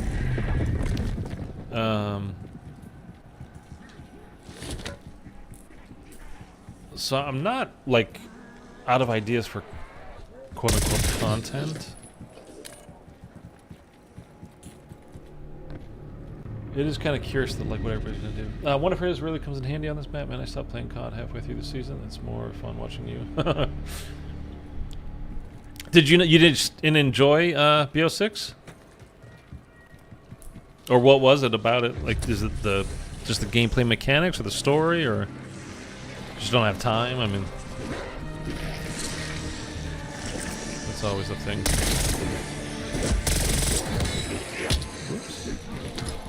Did you think I was some kind of Although there's pushover? plenty of times too where I'm just like, you know what? I'd rather just like, who's streaming right now? Like, I'd rather just watch. Like, I'd go back and watch old streams more than new stuff, really. But I like watching Easter egg hunts. Like, I'll watch the DE Easter egg hunt, or like Garrod, or what. Even I was just now I'm like stuck in the BO3 kind of mindset. But like Zetsubo, dude, I love Zetsubo, man. I think it's a. I feel so. Speaking of, you know, how people missed, you know, like talking about Shadows of Evil, people didn't like that very much at the beginning. Like, what is all this alien crap and this turning into a beast monster thing? Like, what the hell is that? Grappling and like this isn't zombies, dude. I missed big time on Zetsubo. I did not like it at all because you got to do everything 3 times. Like, it was the thing about that map I just didn't like. You know, you got to water the plants 3 times. You got to get 3 parts for the wonder weapon. You got to get 3 upgrade parts for the wonder weapon. Each plant you got to water 3 times, plus the, you know, for the rainbow water that you got to go get for the for that upgrade. You got to do that 3 times. You got 3 trials to do.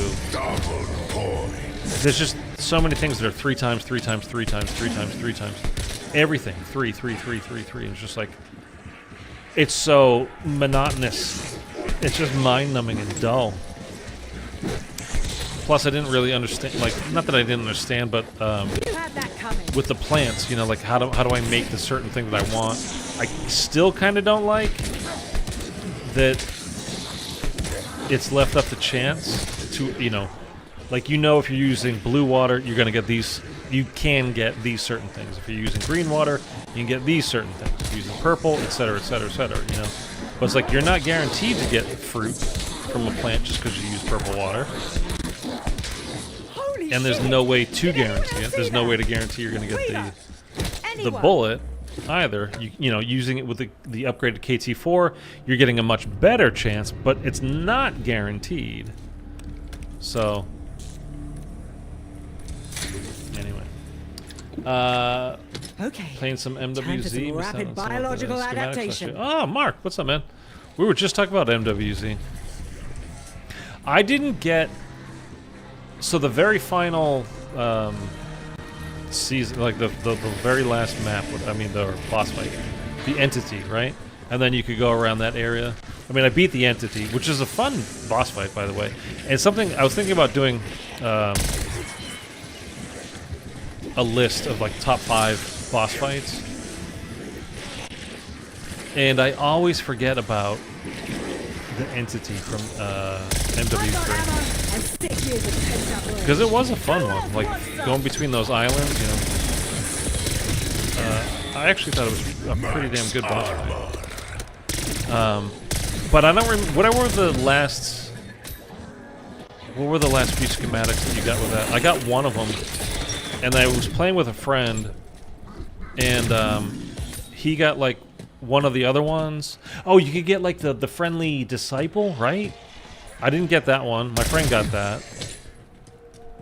I don't even remember what the other 2 were. And I was just like,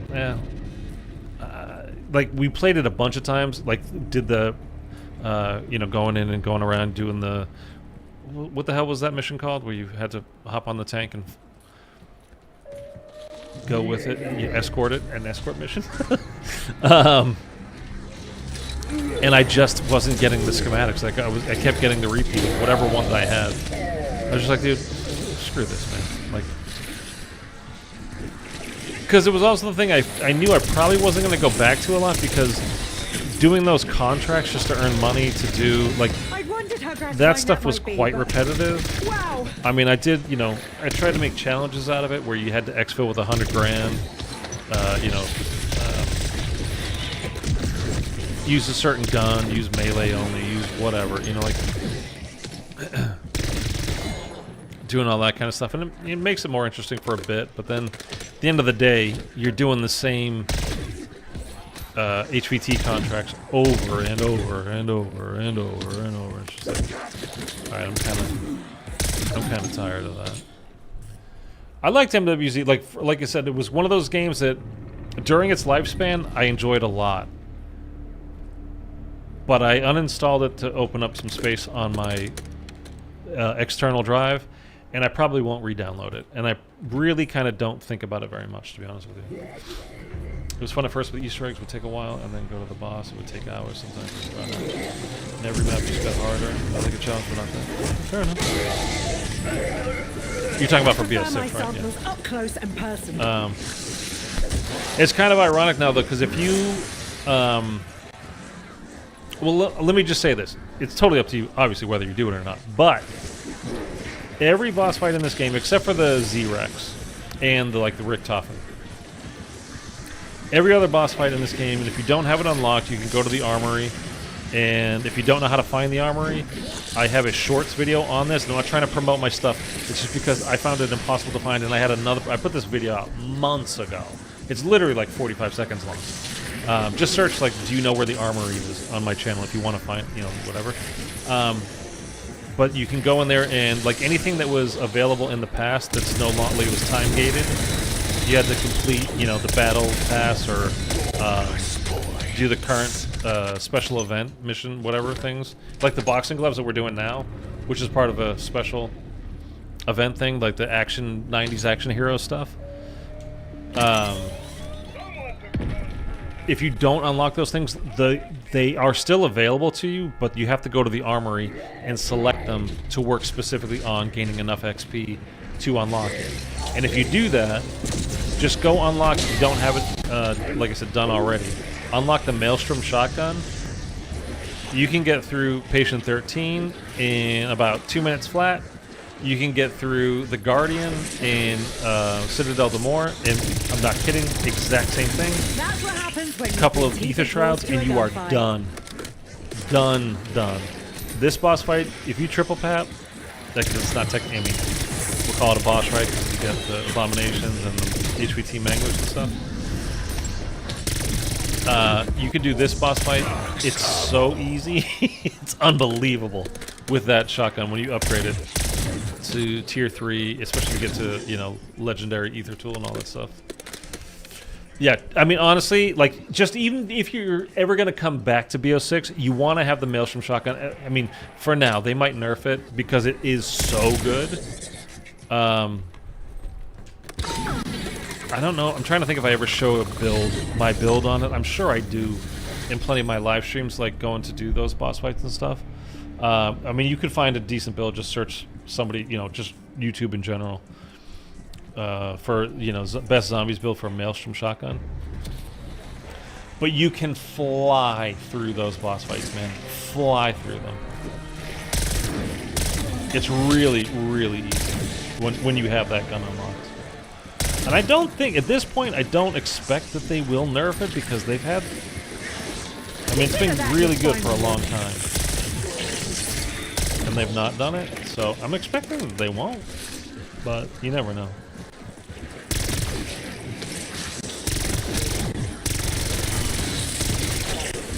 Disciple, bottom, grenade, bandolier. That's the one I got. Stash. Oh no, I got that one. I got that one. I got the stash increase. That's right. I forgot about the whole stash thing. Waiting 3 days. That's something that they needed to change. And I still think it's because they were not going to dedicate enough people to be working on it at any given time. So they kind of didn't really want you to play it all the time. It was like, hey, play this every 3 days. That way we can drag out, you know, X1, 2, and 3. Maybe for like 6 months. But especially those bosses and all that. Anyway. It was, like I said... Oh, no, that's not what I want to do. It was a fun mode. I did enjoy it. If danger was a crime, you'd be clear to I don't really ever think about even going back to it. See if we can get fast spawns in here. We don't need any other perks. I mean, we could get some, but who cares? Disciple bottle. Yeah, my friend got the disciple bottle. We had the friendly disciple because he would do that on the escort missions. Or mission. The grenade bandolier. Why do I feel like I had that one too? See, maybe I did get that one. I know I got the stash increase. Because you got up to 30, right? Like when you got the final one, you went from like 10 was normal, then 20, then 30. Something like that, right?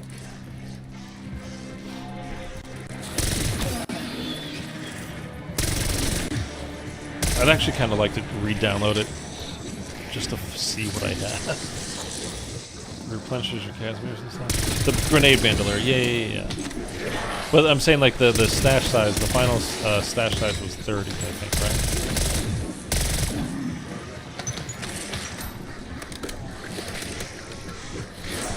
Are we going to get like a full-blown like Cold War outbreak mode this year? Do you guys think? Because I've heard some rumors saying that we are going to. Caps at 30. I thought it did. I think it does. Again, it probably won't ever matter because I don't know that I'm ever going to go back to it. There's no way anybody counted how many manglers we've killed yet, right? I mean, this whole the whole reason why I'm doing this stream, I know this is like, who's doing camo grinds? It's nearly September. Like, you know, the game's been out for 11 months, and I've had Nebula since January. But I just kind of wanted to just a very mellow kind of like chit chat. Like, we're not going hardcore. We're not doing anything. We're just relaxing and playing. And I didn't get Bloody hell! I had like 170 That's a lot of mercy back when killings. the tombstone glitches against it. Yeah.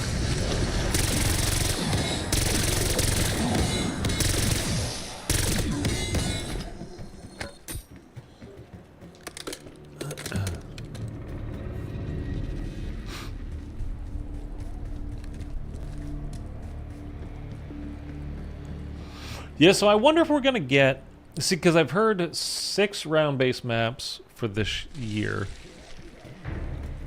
I've heard 6... Did I, 6 maps or 6 round-based maps? It's obviously a big distinction. I think it was just 6 maps. I don't know. I'd be happy if we got another Outbreak mode.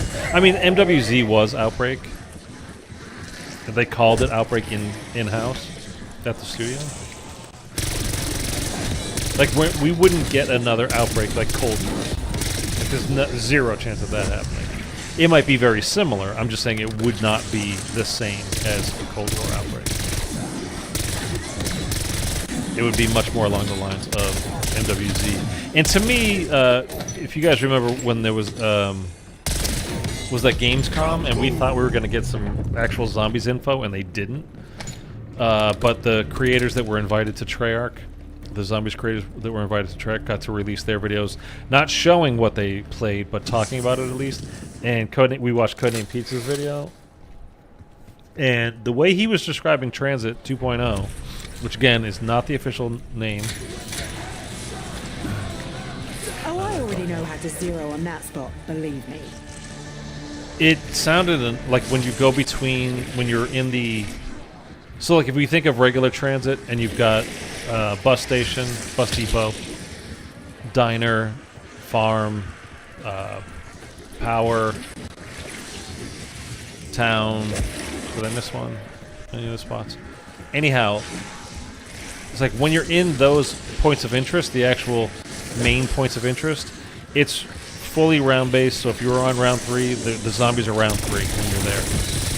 When you go, if you decide to run in between those places, like cut through the map, because it's not closed off like TranZit and BO2 was, where you had to stick to the road because you couldn't cut through fields, you couldn't do any of that kind of stuff.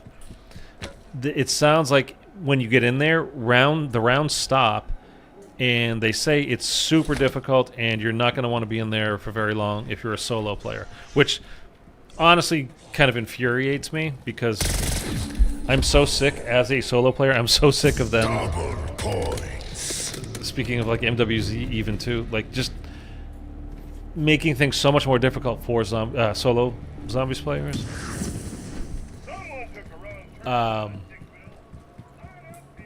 It's just kind of annoying. Anyway, I know it's really hard to... Well, for MWZ it would be very hard because it's a multiplayer lobby, basically, right? I mean, well, literally.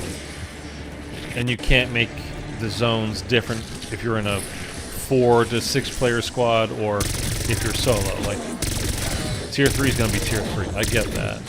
But something like TranZit will be a round-based map where there will be a solo experience. So, to me, it should scale. But it doesn't sound like that will be the case. We'll see, though. They said, you know, about MWZ, you know, if you're solo, don't go into Tier 3. You're going to die immediately. And it's certainly a lot. Like, I told you guys, you know, I have a friend he's kind of learning zombies.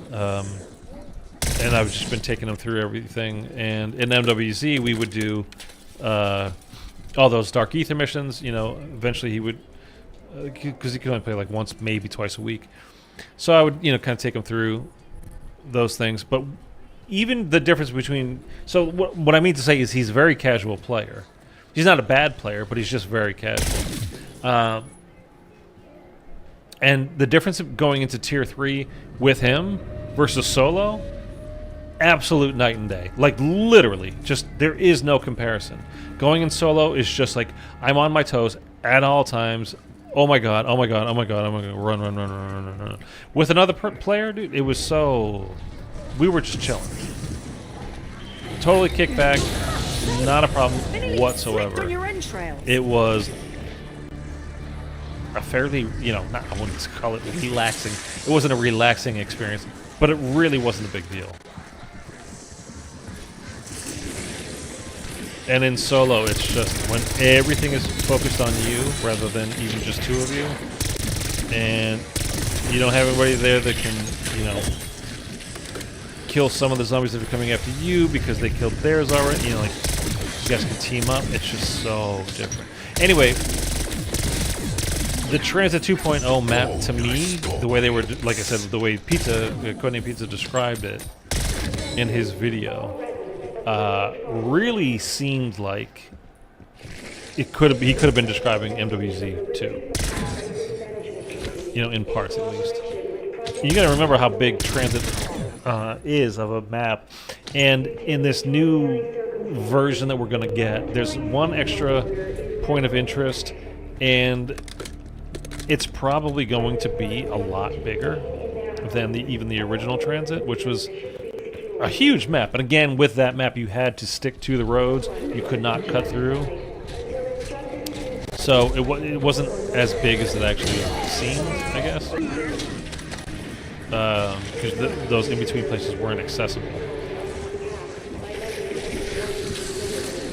But it basically sounds like if you did play Outbreak in Cold War, like if you remember like Golova, like that map, it sounds like it's going to be kind of like that, but just, I mean, like in size. And you're going to have a wonder vehicle to get around in. My nose is so itchy right now, sorry. I keep doing it. It's just, I don't know why. It's super itchy.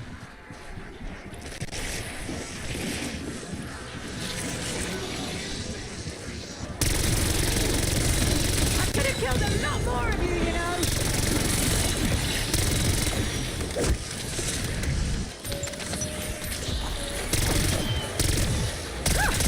I should measure that trajectory. Anyone have a protractor?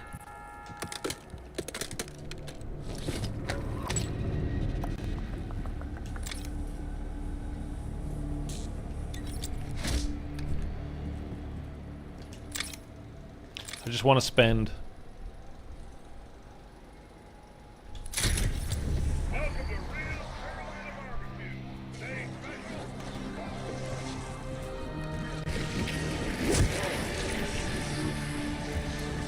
Come on, give me a mangler.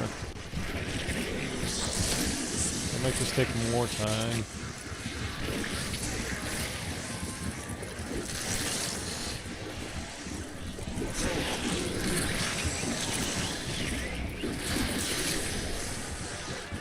I gotta give you one this round. Fuel burns in the morning. Watch this fire just destroy everything.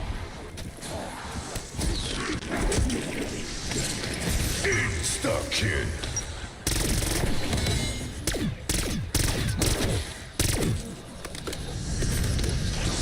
I am not in the mood for your I wonder how many people will shenanigans. be allowed on the map at once. 4, maybe more.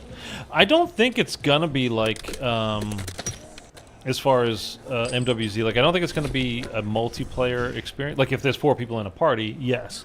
Obviously you can do that, for any map.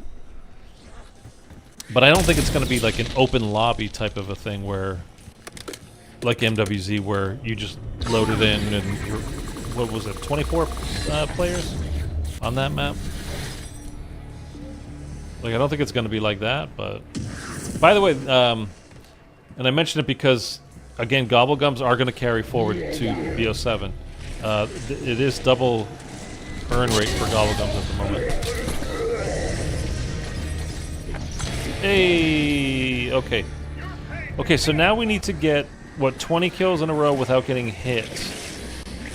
10 times, I think, is the challenge. So, what we want to do for this challenge... This is my method. You guys might have a different method.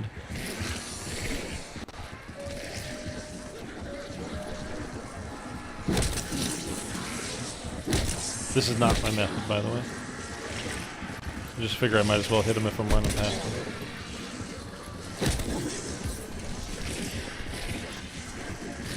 Trying to get them all together. These arms aren't just for show.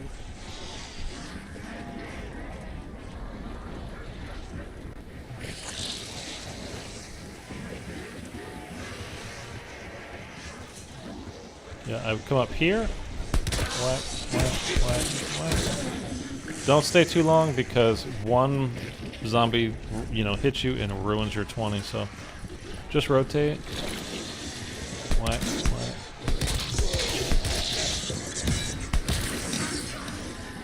Oh! See, like that. I totally short-armed it, and then, ugh, that's so annoying. But, well, I mean, I don't know if you guys are even camo grinding at all anymore, but something that in this game is different from previous games because of armor you can be hit by a zombie, and it might only hit your armor. If you don't lose health, it doesn't count as a hit. And I didn't notice there, to be honest with you, if they hit me or not. My method is a decoy, then right, left, bumper. It's just that you got to go through so many decoys if you're to do it the whole way. I mean, because I've done using the distractions as well in the past, and I keep forgetting how fast these gloves are. I need to punch faster. But this is definitely a pretty safe method.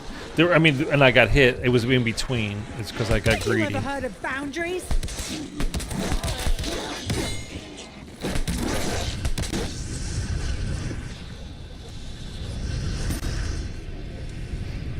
So decoy and try. Yeah, no, I got you. And I have a. Oh, do I? Did I take it off? Yeah, no. I have what do you call it?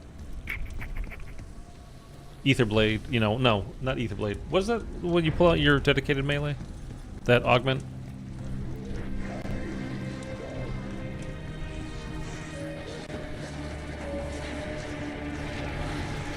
Oh, I forgot. Oh, get wrecked, fool. Did you see that? I didn't have a glove on one hand for a second when I was climbing up. I had one pink glove and one bare hand.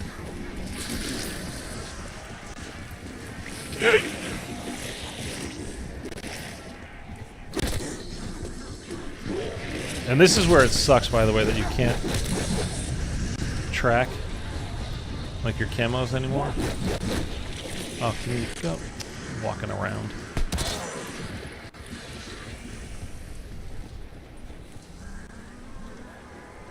Void Sheath, thank you. Totally forgot what the hell that was called.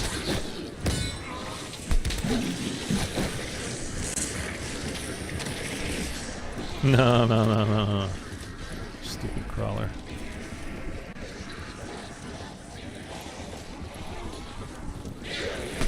Can you please just fuck off?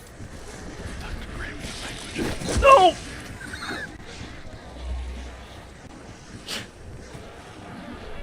I really wanted to kill that crawler. Because crawlers I hate. I hope we got at least one of them done now.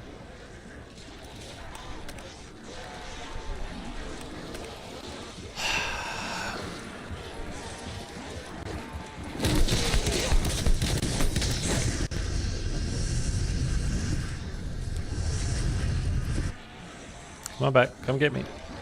Standing in my vulture poop so they don't see me. Ooh, we're calling up the backside there, huh? You die. I'm gonna call that a successful shot.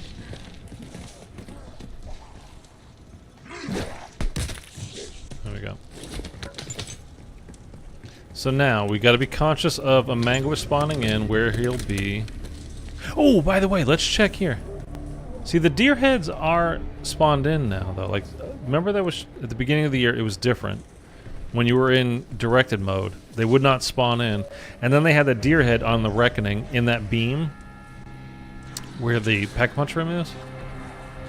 I swear they were giving us a clue as to, like, there's still something on Liberty Falls. God damn it! Let's see how many. All right. 2086 at the moment. So we need 06, which is what we're trying to get to without being hit.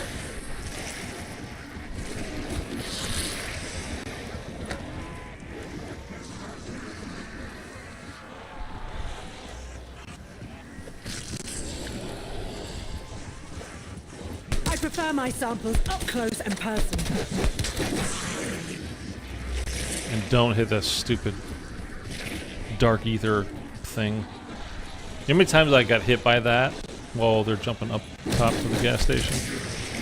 That, whatever that's called, that dark ether portal thing, that. Waypoint marked.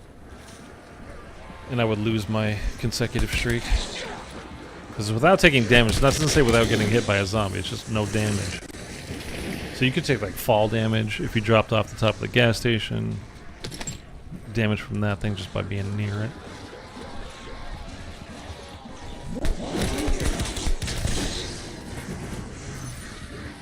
We need 6 more.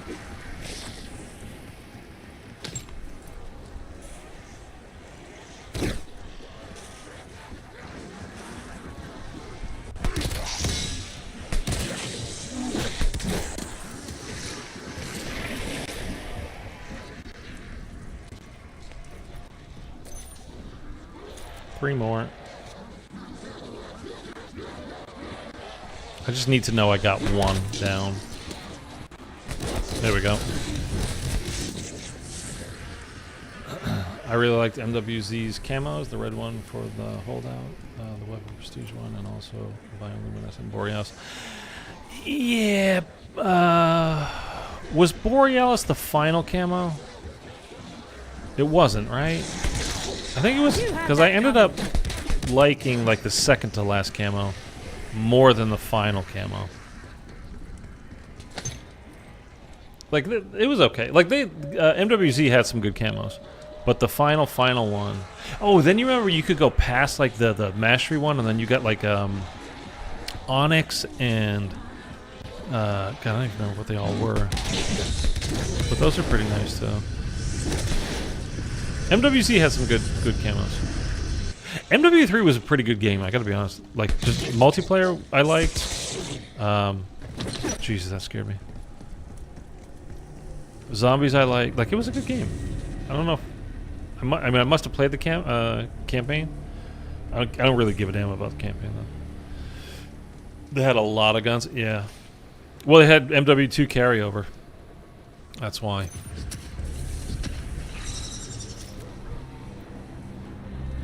So if we get to 26 without getting hit here, we will continue our streak. And I have to just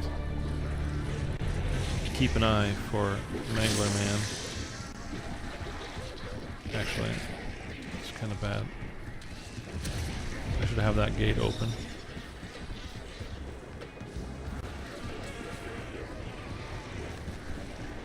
Did I not get a Mangler?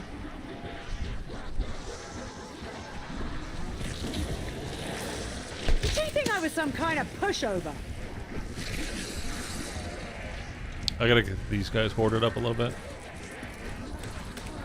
We're coming in too many angles at the moment.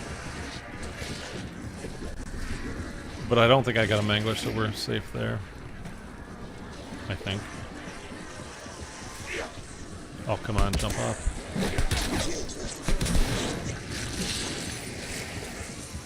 Oh, one more. That's when you fail.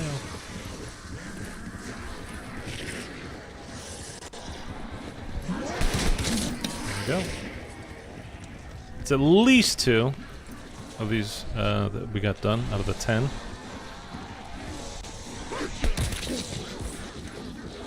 I gotta be honest with you too. Like MWZ, I think it was like purely as a content creator and a newer one, or one with not a lot of subscribers, put it that way, right? It seemed like the people that were looking for guides and looking for videos on this stuff would go to newer creators like myself, or smaller creators, however you want to phrase it, like myself, rather than purely the established, you know, traditional zombies creators that we all know. And then when it hit BO6, all those MW people either didn't continue on with BO6 or they all went over to those established creators again. Like, it was just kind of wild to see the numbers. And I'm not just talking for myself. You know, I have my eye on some other smaller creators and like the numbers that they were doing as well. And there's one in particular, I'm not going to name anybody, but they were killing it in MW3. And they did okay this year. And you guys probably would know who I'm talking about if I said the name, but... Like, they still did okay, but they did okay. And in MW3, they were crushing it.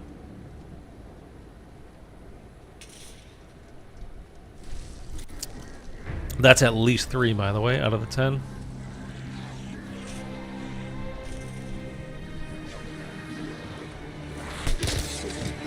Yep, I knew I heard. Oh no! Full frame damage. I don't think he hit me. I don't think I took any damage there.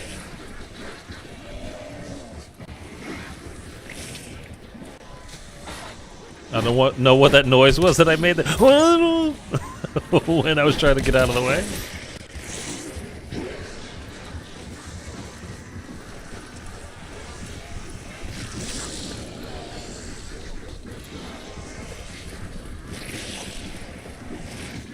Pretty sure I didn't take any damage though. Have you ever heard of boundaries?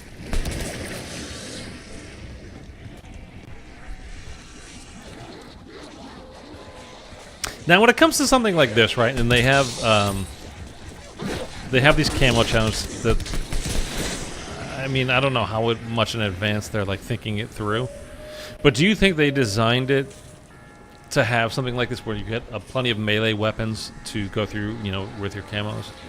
That you would have these spots on top of like this tank, you know, these 2 tanks, where like, okay, the zombies are going to have to come to them. Like, they could probably get it done through there. We're not going to tell them about it, but, you know.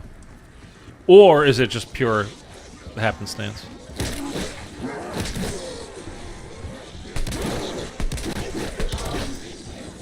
Because I think it's probably the latter, but I don't want to take anything away from anybody. Like, it would be quite clever thinking on their part if they were like, you know, we put these things there, like, be a way for them to get their melee camos done. Do they think about that stuff? I honestly have no idea.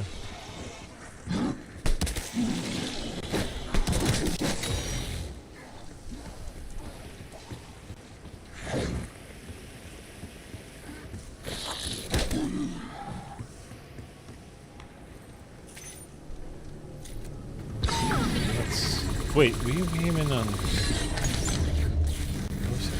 So we might almost be done with this.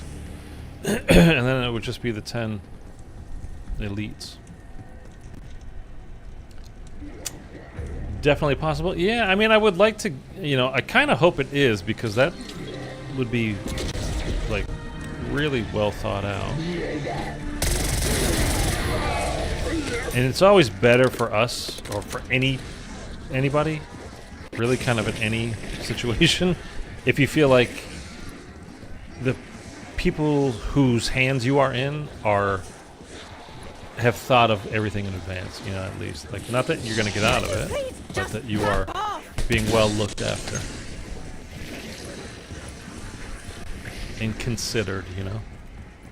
It's not just some random shit.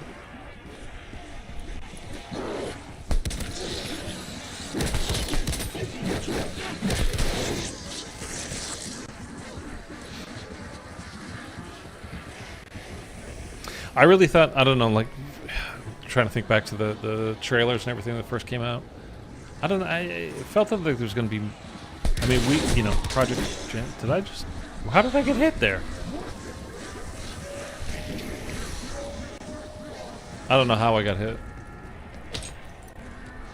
I have no idea how I got hit there. I did, though.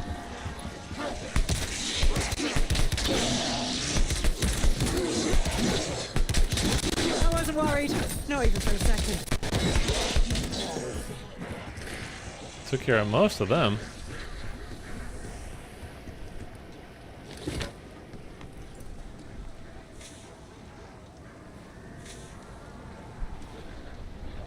I'm so curious to see the new TranZit, whatever, you know, it's actually going to be called. I am so curious. I'm a little bit nervous too because of the whole... I hope it's not too much like MWZ with the tiers. It's not because, again, it has nothing to do with me not liking MW3 because I did like it. It's just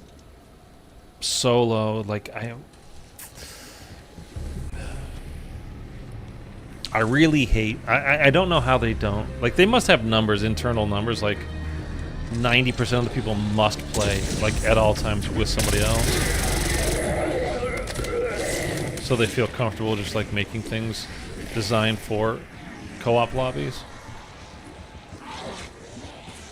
These arms are Again, just either that or they just don't care. And I would hope that's not the case, but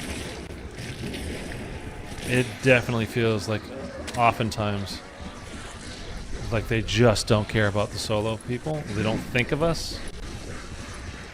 And then when you got stuff like Mob of the Dead, where you can do literally every step except for the very final thing solo. And then you've got Shadows of Evil, where you can do the entire Easter egg except for the very last step. Those were both Jason Blundell maps. So, I mean, since Shadows of Evil, everything has been possible to do solo. But like this, the difference in difficulty, like I was saying before about with MW3, just having one other player, and not even like, you know, a super highly skilled player, just, and you know, I'm not trying to knock anybody, but just like a casual player, because again, you know, they don't have time to play very much at all. Literally once or twice, maybe, you know, 3 hours a week that they can put into it, and to be like such like a night and day difference. It's amazing. For some reason, there's not all new enemies. I would like to see Valkyries. I also prefer cryptids over the denizens covering my face. I don't want cryptids back.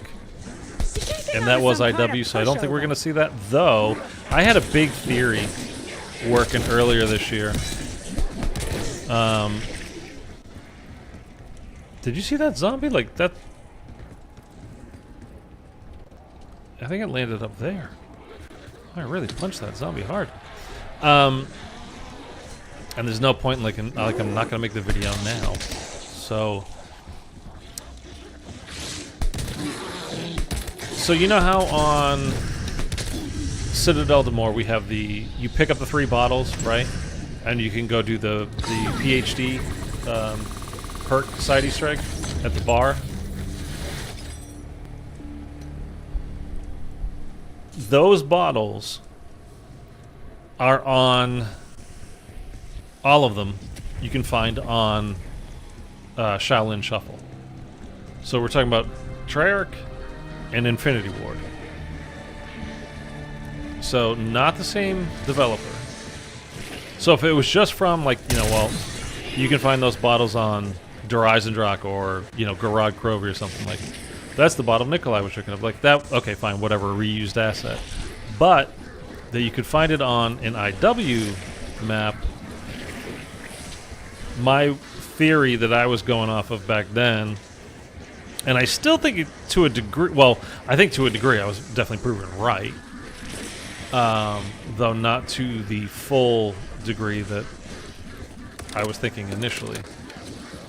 But I was working off of basically like they're combining every zombies mode that we've ever had into like, you know, this Dark Ether universe that we're in now, including IW stuff, like stuff from IW zombies, right? So it is true to the degree. Wait, you need, yeah. We gotta be super close to done here, man. Like, it's really close to done here.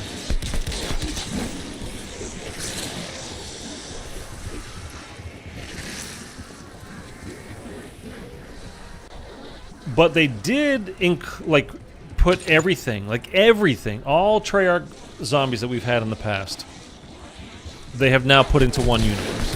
Whereas, you know, we were told by Jason Blundell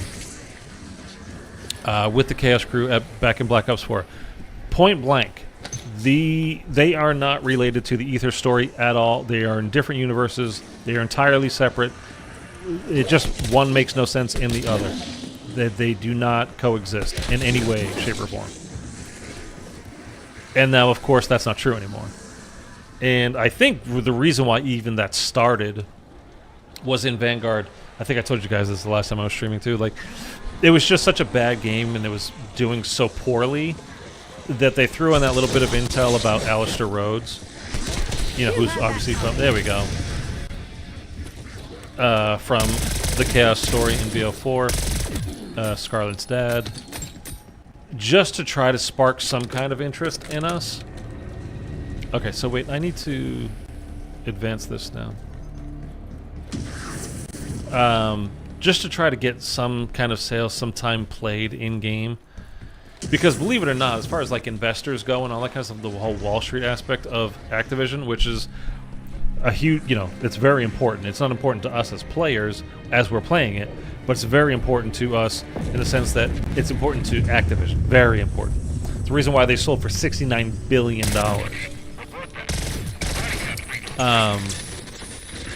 Your project data security, yes? A so-called rapid response team. By the way, speaking of camos, we were just talking about this, Mark. I actually like the Afterlife camo better than every other camo. Better than Nebula. I think it looks better, and I'll be honest, not proud of it, but like, just because, like I said, I like that camo more than I like the Afterlife camo. I like that more than I like Nebula. But on all my guns, I have Nebula camo on because as a creator, I've been on here, you know, and people were like, oh, you know, some people have remarked, oh man, I think this guy knows what he's doing, you know. He's got Nebula camo on, you know, whatever melee weapon. So you kind of have to, like, as a, you know, like proof, like, no, I know what I'm doing, guys, for real. Like, you can believe me. I'm good at zombies. But I would rather have Nebula on all my my guns because it looks better. But whatever. Yeah, you too? It looks good, man. I think it looks flat out good. Oh, I gotta activate. Okay. I need to get this to till it goes to at least 14.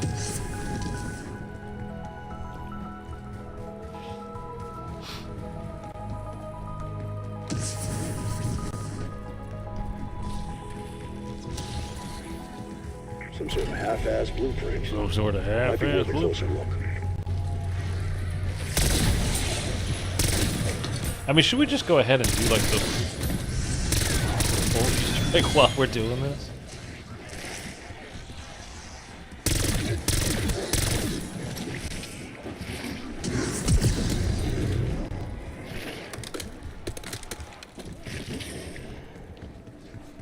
Afterlife actually screams zombies. It looks good, man. It's got like the Zodiac symbol type things on it too. I mean, I don't know if there's Zodiac symbols, but it looks like that kind of a thing.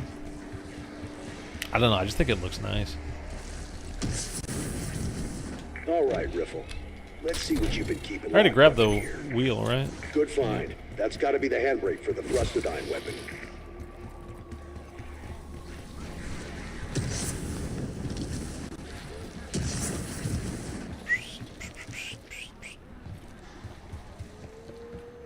Didn't you find a crank wheel by the flower shop? That's going to attract some I did, attention. Blanchard. Keep the hostiles I did clear. find a crank we need wheel. to build pressure behind that valve.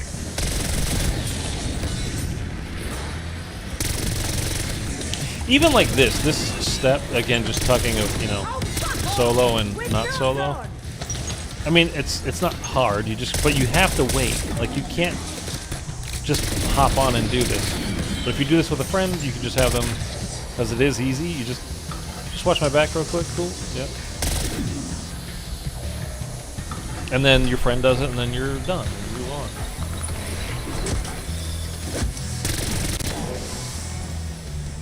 And again, it's not difficult solo, it's just a little like, you know, can you send a wave and then be done with that wave? Give me like 10 seconds even? And don't give me, well, there's a glitch you can do so you can interact with the things, but that's not how it's supposed to be done. I'm talking about how it's supposed to be done. How it was designed, which is why I actually think that, like, doing the directed mode is actually kind of interesting at all to begin with. I mean, we're doing it because we're doing the whole camo thing. and I needed 30 manglers. But it's to see, and I'm looking forward to doing Reckoning with Director's Cut, just to see how they, especially with that map, because you can kind of do the steps One more item crossed not off in the whatever shopping order list. you This want, better but be you don't have to really stick to the rules with that one so much. You can truly just kind of, you could be working on 3 steps at the same time, easy. Like, if you ever watch speedrunners do that, like they've got the head. Hold on, we want. He's probably gonna spawn him right now, but whatever. Looks like it's arm day for me. They'll do the head, down. escort Nice work. Klaus, Let's have a look inside. and the heart. They're doing literally 3 steps at once.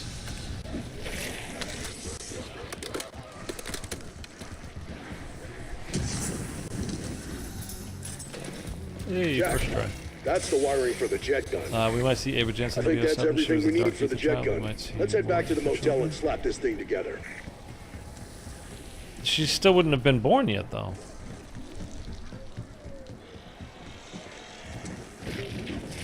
Right? I mean, this is literally going to be... This ends in 1991. We're picking up literally as that game ends. I mean, as like the Reckoning ends, we're starting BO7. So it's the exact same time.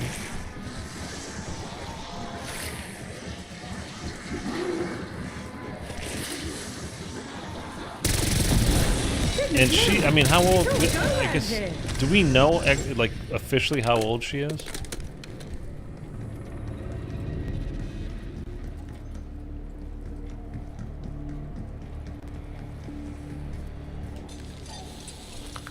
Oh, I thought BO7 was a futurist. No, I mean, for Model the... 23, huh? Definitely not Janus sanctioned. But that doesn't matter now, does it? It's going to See make me what this pick it thing up, can isn't do. it? Campaign-wise and multiplayer-wise, yes. Campaign-wise, it's the year is 2035. Zombies, it's not. It's picks up directly from, like I said, the moment the Reckoning, literally the moment the Reckoning ends, and our new old crew walks in, is where our game is going to start. The Zombies game is going to start. I got ammo and 6 years of pent-up rage. Who else wants some? I mean, we know that, you know, Maxis is her biological mom. We know that Gray carried her to term and was raising her. But wasn't she... No, she didn't raise her, did she? She was 28. Did Gray raise her? Born in 93. Oh, are you looking it up? I was gonna do that. Can't do it. So 93. So yeah. So she's still not born yet, as of unless they change something or That's they clarify my call, something. Panos.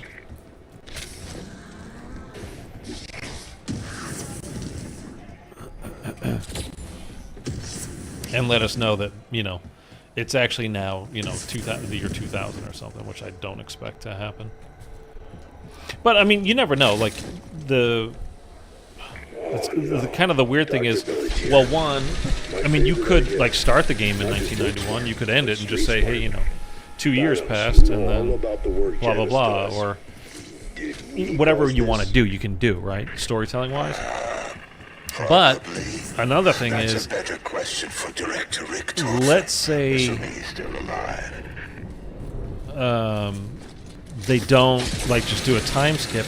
The whole, as far as we know, right? The whole Find a good place to assemble the LTG device. the whole game is going to take, you know, Zombie's story is going to take place in the Dark Ether, and we know that time goes 10 times faster in the Dark Ether. So if you're there for one of our days, it's 10 days in the Dark Ether. So they could do something with that. Like if the whole year we're there, you spend a year in the Dark Ether, and then Who are you talking that's actually to? 10 years of our time. It is just a rhetorical question, that's all.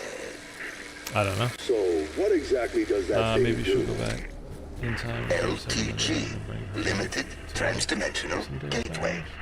I think it's kind of I don't self-explanatory. even. Who are you talking Don't about? you? We'll go back in time and bring who back to life? But seriously, the LTG summons high-value targets so we can steal their life energy. I don't know why. Why My am I doing? colleagues managed to fill one ether canister before they ran out of luck. You'll need to fill 2 more.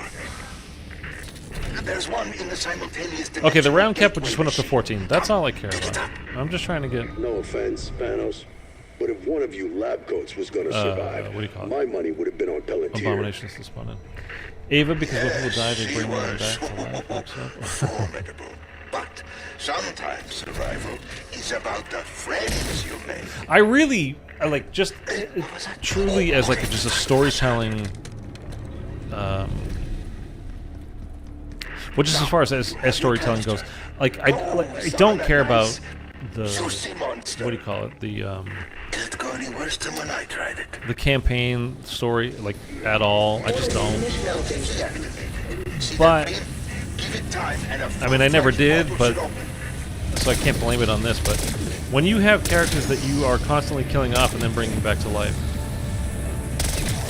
and I was saying it earlier, like you just stop believing it. Like it has no effect anymore because it's like, oh my god, like in MW3, right? During the campaign, oh, Soap died. But did he? I mean, we literally saw him get shot in the head. He died. The game ended with us spreading his ashes. You know, what's his name? Price and Ghost and everything. They were spreading his ashes on that beach or that cliff or wherever the hell we were. Don't let those beasts implode the gateway But- prematurely. Then Soap was also part of the MW3 Zombies world. So, like, wasn't he talking to us like on a headset at a certain point in time during that? So it's all just so like you have to. At some point, you can't just keep going back because oh well, people like it. It's nostalgia. It rubs that that itch from when you were younger and used to play Call of Duty. Like you gotta give up on that. Like genuinely, like you just gotta let that go. Tell your story, whatever story that is. You gotta tell it, and at a certain point, man, you gotta stick to it because it just becomes the boy who cried wolf. And then people like me, who gives a damn about the campaign? You can't believe anything that they're actually telling you or showing you, anyway. So Time to find and fill the last why would you canister. care? To get your hands on it, you'll need a Strauss counter. Again, I don't believe Soap's actually dead. I don't care because I don't care about campaign stuff. But if I was somebody that did care about it, I don't think Soap is actually gone. Even though we literally saw him die. Because especially when you got these futuristic games, or even, I mean, hell, it's just fiction, right? You just say, they took his DNA, and, you know, kind of like what they did with Max's, you know, they harvested her eggs, they took Ravenov's DNA, extracted that from him while he was sleeping, I guess. They gave him a little prostate massage. I don't know. Put him under and, you know, used a syringe and took it out. Who knows how they did it. But made a baby, put it in Dr. Gray till she took her to term. And I don't think Dr. Gray raised her, though, did she? I thought she was given up for adoption and then... But it takes some fine-tuning. The frequencies are temperamental. I can't remember with the story. I think that was the case, though. Anyway. You've got to, at a certain point, stand by what you've done. Like, you make a statement, then stand by it.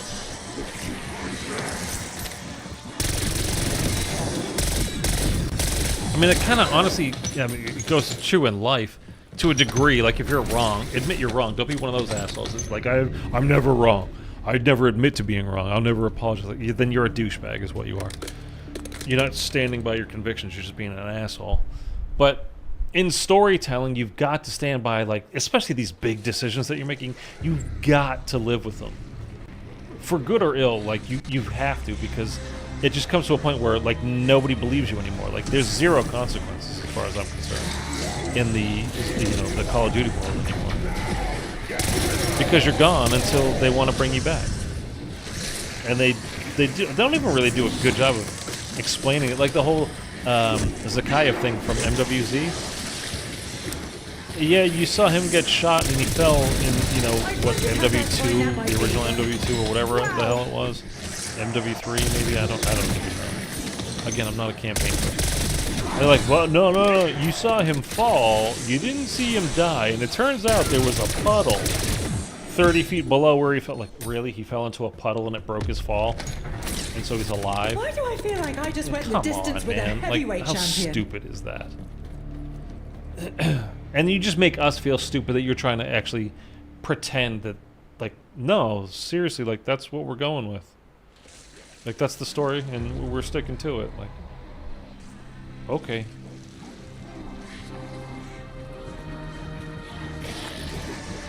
It's just kind of embarrassing.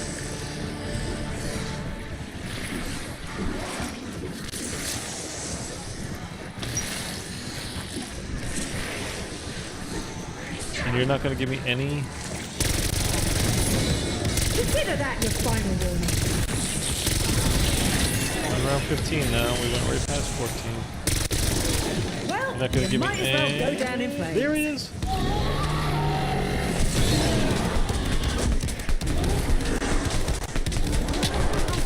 Sake! I nearly slipped on your entrails. There we go. There's one. 9 more, and we're done.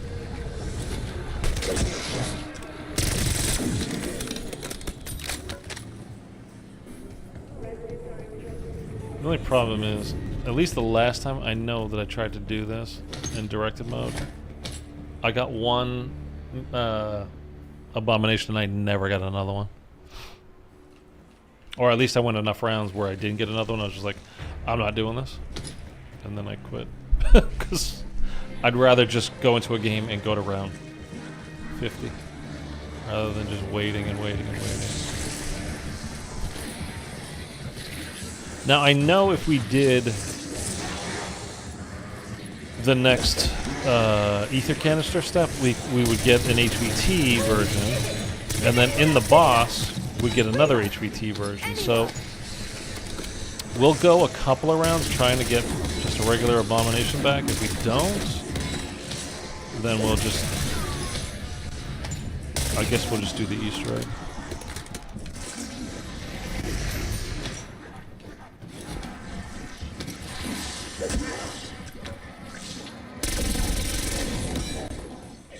Which means I have to punch an HVT Abomination to death a couple of times, but it shouldn't be that bad, to be honest.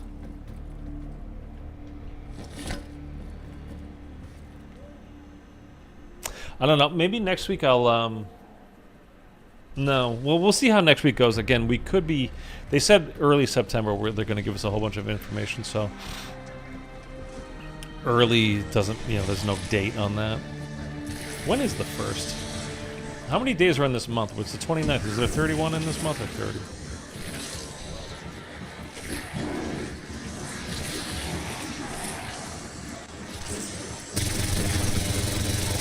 I think either way we're starting Monday, like, in September, right? Yeah. 31? So Monday would be the 1st then, right? Yeah, tomorrow's the 30th. Then. Okay. I never learned that as a kid, by the way, the whole... This month has 30 days and these months have 31. Like, I never learned that. I was never even taught it. It's one of those things like, certain kids, you read a book in school. Like, every kid reads this book. Like, we were never assigned Catcher in the Rye. Sorry. Or whatever other book.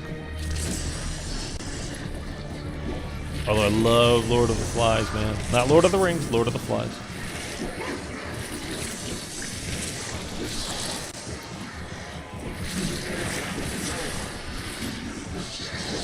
Did have to read that one in school. Okay, so this is another round here with no It's all done Abomination. around here.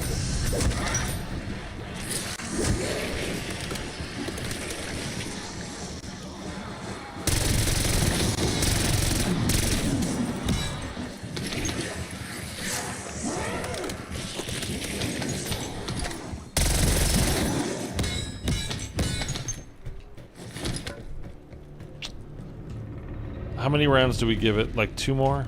Waves. I know we're not switching rounds, advancing rounds. We give it 2 more waves. If we don't get an Abomination, we just go into the boss. We do it that way. Won't get us all the way there, but...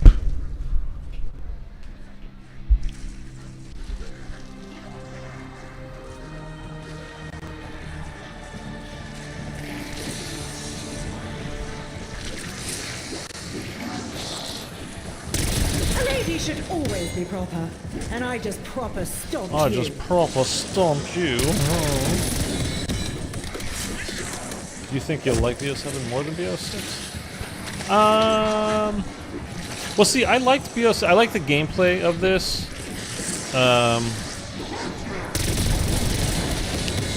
The thing I really didn't like, the only thing I really didn't like was the storytelling for BO6.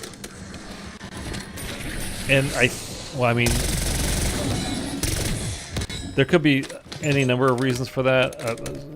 There's rumors too that like Craig Houston had basically taken a sabbatical for this year.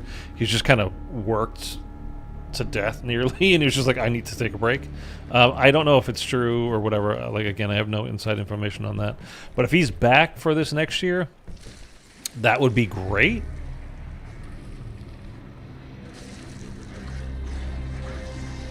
Or even if he's not, I mean, Trek has to have heard from so many different people that this form of telling a story is not really flying. It's not doing it for us.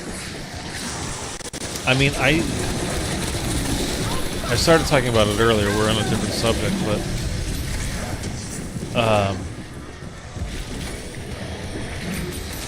like think back to like talk about this map, Liberty Falls, right? You got Panos, and he's talking to you, and we're like, okay, who is this guy? And we never found out. And then another map goes by, and we didn't find out. And another map goes by, and nothing. Another map, till we finally get to the final map of the game. It's like, oh, Panos is back. But what did we learn about him? I mean, not much. Blanchard doesn't like him. We know that. And then again, what's canon? Is Blanchard dead? Is Panos dead? Are they both dead? Are they both still alive? I don't know.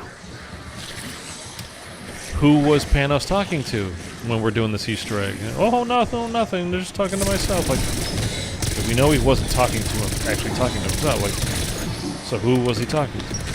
We didn't get that info. Not that we need to, like, this is zombies. We're not going to get every storyline tied up by the end of each game. It's just, that's not how zombies works. I'm not expecting that. But this whole year, and we're just going to go do this next one. This entire Black Ops 6 year, you had storytelling, which is odd storytelling choices like that. They introduce a character and then nothing happens with him. Again, with the Panos example I just gave you. And if we go to Terminus, then there's Ravity Modi, right? She's in charge of Terminus Island. She's a the doctor, the head researcher, the whatever. What do we learn about her? That nothing. It didn't really matter because she died at the end of the map. So we get introduced to her. We think she's going to be like one of the big bads, if not the big bad of Did that get it done? this game. We won't know, Blanchard, And no. until all three are properly tuned. Again, she's dead by the end of that map.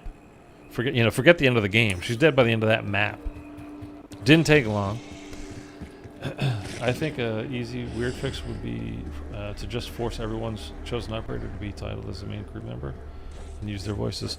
Well, it's bizarre story. Part of the reason why we got I'm assuming, like, you know, those of us have been around for a little while even, or even just got interested in zombies a while ago.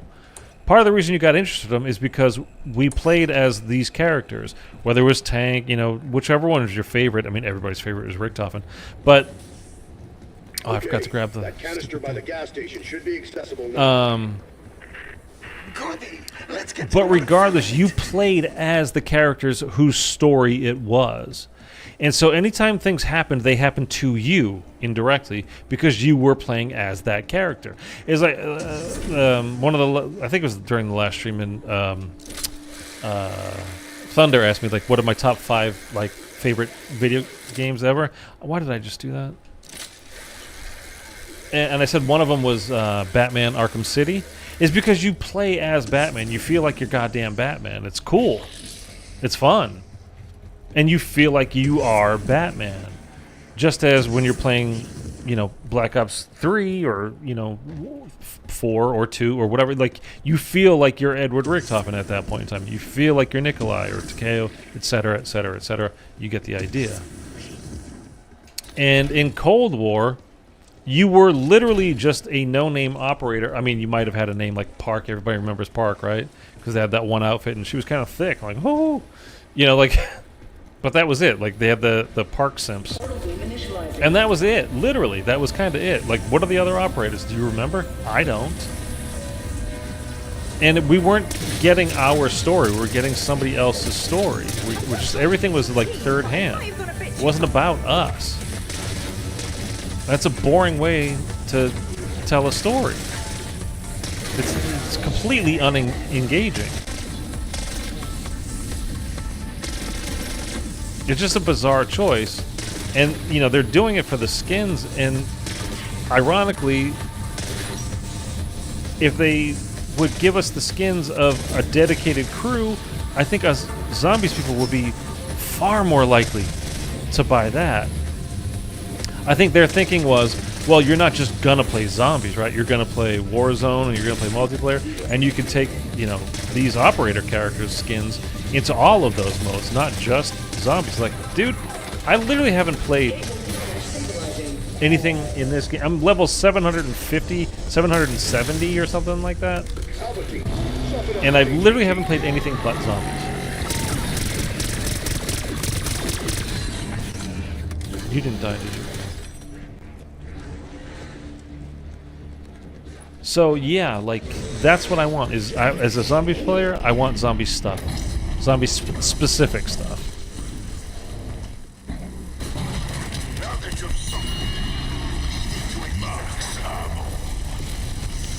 Okay, so we're gonna do this boss, and we're gonna have to try to manipulate it so we can actually finish the other Abomination off in there with our boxing gloves. Honestly, shouldn't be that hard because we're triple map legendary for everything. Like, we're fine. That's an order, copy. She didn't die. She just fell into a puddle of water. Modi, yeah, a very big puddle of water of the Pacific Ocean, with Patient 13 like grabbing her and pulling her down. But honestly, like, you say that, but there's a huge part of me that thinks we didn't literally see her die. We saw her get pulled under. We did not see her die. So, will she come back in the next game? It's entirely, as far as I'm concerned, it's entirely possible. I mean, forget the fact that we also didn't hear another word from her or about her after she died. It was like, oh, well, she's gone. Who gives a fuck? Because, honestly, who gives a fuck? It's kind of a non-character that was there for, like... I mean, the screen time was less than 5 minutes, right? I mean, quite literally. So, who cares?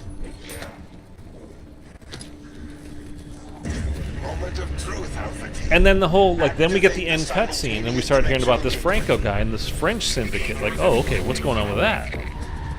Do this right, and then that turned into, in the next map, you can kill him, but only if you're playing as Maya, and it's a side Easter egg. And so if you just play as one of these generic operators because you like to buy skins that, you know, Treyarch want us to buy so much. Or, you know, I should say Activision, really. Want us to buy so much. You wouldn't even know about that. And honestly, that'd be like a kind of a big hole in the story for the year. Also, yeah, we meet Maya's brother. The whole reason why Maya is there is because she's trying to save her brother. Halfway through the first map, we find and kill him because he's now a literal monster because of the experiments being done to him. So why does Maya stick around? I mean, she never says, that I can remember at least. Is she ever like, I just love you guys now, and you know, like, or like she, and again, halfway through the next map, she finds the guy that was responsible, quote unquote, responsible. Modi's already dead, at least as far as we know.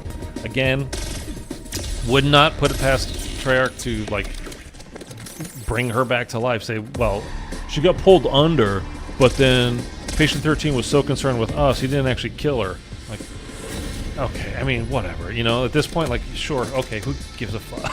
But that's what I was saying before. Like, I think this is why I think Infinity Ward and Sledgehammer should 100% be making a zombies game with whatever they put out now, is because there's plenty of people out here like me. I mean, I love IW zombies. I don't have the allegiance like it's Treyarch zombies or die, like some people do. They just won't. If it's not Treyarch zombies, they just don't care. Or they just refuse to even believe it could be any good, just to start with. So they're not going to give it a shot. I don't know. I'm not one of those people, though. I'm telling you right now, I want an IW Zombies 2 way more than I want a Zombies Chronicles 2. It's not even close.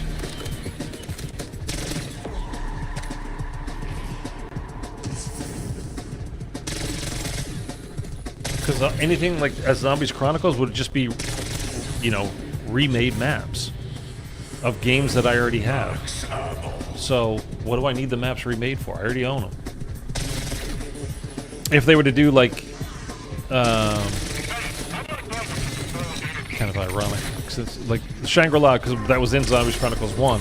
But if they made that soloable, okay, cool, that would be nice. I was gonna say Shadows of Evil in Mob, but those are celebrity voice casts. They're not going to do that. Those will not get remastered. They would have to pay those actors again, and have to pay them royalties on top of it. You know, for the amount of units sold. It's not gonna happen. We're talking about Activision, and even though I know Xbox owns them, Xbox kind of panicked when they realized, like, hey, we spent $69 billion on this. Let's get it all back now. Oh! No! Dude, he died that fast. It is quite fitting. Do you think I was some kind of pushover? Dude, he died so fast. Like, I killed... I killed him so fast, we haven't even filled up the orb yet to initiate the cutscene. At last, the end is nigh. Here we go. That was it. Alpha team, how copy? Somebody tell me what just happened. Maybe inside the Patient 13 is the Enemy apothecary's station is stomach. dead. What is your status? And then we find out You that hurt them. I swear. Terminus is actually connected to Revelations.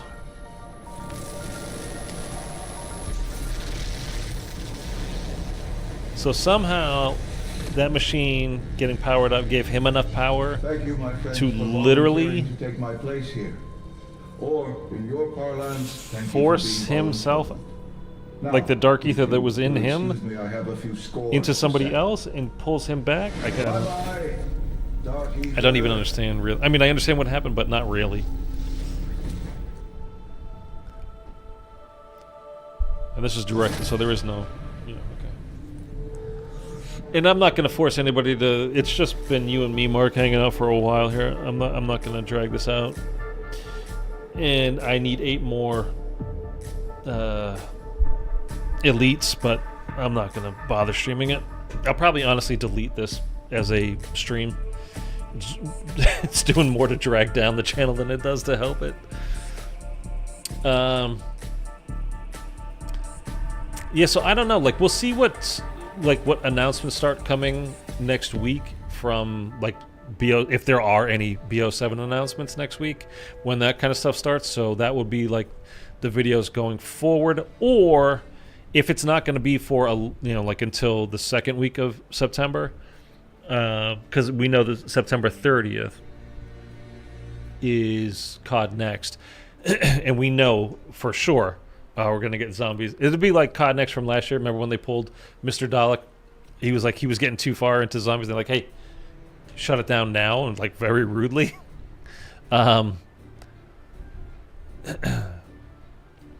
So that's where we're getting the shows. When we saw Liberty Falls last year, remember with like the next day, we also got like 17 minutes of footage of Terminus. So there's kind of a lot to look at and break down. I think the servers are... There was a problem with them yesterday. I don't know if that's happening now.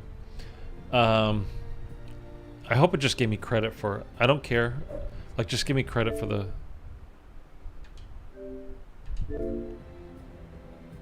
For the camos. That's all I care about. I don't want to get reset. Yeah, it was every COD game that was down. Yeah, yesterday, yeah. I think it was all of Activision's, like everything. Activision Blizzard was kind of down yesterday, I think, for a bit.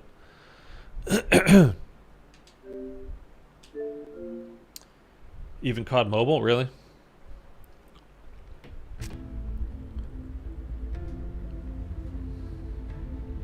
I've not touched any of the mobile games. I don't play any mobile games.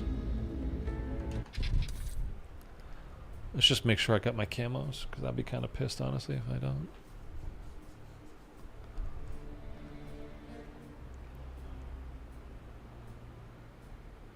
Happened last year as well. I don't remember like anything specific happening.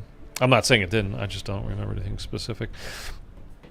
I think a lot of people... I posted to Twitter into the zombies community, and it got like a ton of traction. Like 100,000 people saw it. I got like 1,100 likes on the tweet. But I posted one of the blue screens of death that we got, back in BO4 days. And I was just... it was a very light heart, like meant to be, taken not so seriously. Okay, we did get credit. Yeah, dude, I love this camo. I love that camo. We got two, so everything counted. I was just like, no matter what you think of Cold War or Black Ops 6, at least you probably didn't get one of these. And I had the blue screen of death, like I said, from BO4. And so many people in the responses were like, dude... I mean, a lot of people just making crap up because that's what they do. I mean, it's just to be contrary. It's just to be argumentative or whatever. But a lot of people were like, oh, dude, BO6 was the worst for connectivity because it's always online. And I think some people got scared off of that at the beginning of the year. I was nervous about it. We saw with MWZ how many times it happened to me on stream. Nothing would happen to my internet. I would just get disconnected from the lobby, and then you lose all your stuff. It happened so many times during that game. It was kind of ridiculous, but you like half expected it. I got disconnected from BO6 servers, not because of my internet. I think one time. At one time for sure. It might have been twice, but I think it was only once. The entire year, and it's been almost a full year now. I've not had... I have had literally a single issue with getting disconnected from the servers. So I think a lot of people, and then I had other people saying like, Cold War used to crash, it bricked my console, it used to crash my console all the time. And it was always people on PlayStation like, dude, something was wrong with your console. Literally never happened to me. Literally never happened. What you're talking about, like, never happened to me. And people talk about getting disconnected from this. Like, are you sure it's not your internet? And I know what it's like to have bad internet. If you've been around my channel for like a while, I've only had good internet here for like 2 years, and I just didn't have the option before that. And now I finally have good internet. Not great. Like, I don't have terabyte. Fiber. Like I don't have fiber. I got like more than half fiber though. So it's good, but it's not like incredible. But before that, it was rough, man. And like I think half the people, at least, they're just saying like, oh, these connectivity issues are things that are going wrong with them, and like blaming it on the game. I think it's just their internet that's bad. And like I said, I fully appreciate it and can empathize with it because I had bad internet for a long time, and there was just nothing I could do about it. And there's plenty of places in this country where you just cannot get good internet. I mean, my upload speeds are still embarrassingly low, but it's literally as high as I can get. I get the initial plan that I paid for was 500 megabytes down, right? And at a certain point, they like sent me an email like, hey, we bumped that up to like 600, no charge. It's just we upped it to 600 now. But to my Xbox, I regularly get like 700 plus up to 800. And you guys have seen sometimes when I'm downloading stuff when the new season comes out, I get like 5 gigs to the download speed, which I don't understand like how. But my upload speed is still only 20 megabytes. That's it. That's as much as like I can get. That's the plan. 600 down, 20 up. And it's like so many people stream now. Like Nvidia is a literal $1 trillion company now. And it's driven mostly by streamers and stuff. Elgato is a huge company, and it's all about streaming and recording software. People work from home all the time now because of the pandemic. So Zoom meetings and the like, however they do them, Discords and all that kind of stuff. But it does require some upload speed. Whereas, in the past it was all about download because like you might watch Netflix or HBO streaming, or you might play a video game streaming. You have to download information, but you didn't have to send it back anywhere. But so many people do these days. Like it's just normal now. And I'm kind of surprised that the upload speeds are just still as slow and as bad as they are. But anyways, that's certainly enough rambling and babbling for this stream. Like I said, I probably will end up deleting this because literally like 68 total people have watched so far. Nobody gives a shit about this today. I mean, I knew we're doing a camel grind. I was just wanting to chat with you guys to see how you guys are doing, what's going on, what you guys are thinking. Because like I said, a lot of comments in the last week have been super, super, super negative. Not about me, just about Black Ops 7 in general. It's kind of taking me by surprise, like just how negative almost every comment that I'm seeing is. Because for me, I'm just looking forward to it. I'm like, cool. We don't have to wait between zombies story now. Like, it's just going to continue. So I'm happy as far as that goes. And it seems like a lot of people are just super pissed. So I don't really get it. I was just kind of checking in with you guys, seeing what was going on. So anyways, all right, that's it. Don't know. No, I'm not going to stream tomorrow for sure. I guarantee you that. Saturday is a terrible day for streaming for me, at least. So maybe I'll be back on Sunday, or maybe it'll just be videos, things coming through. Not sure. Sorry, I just saw another thing.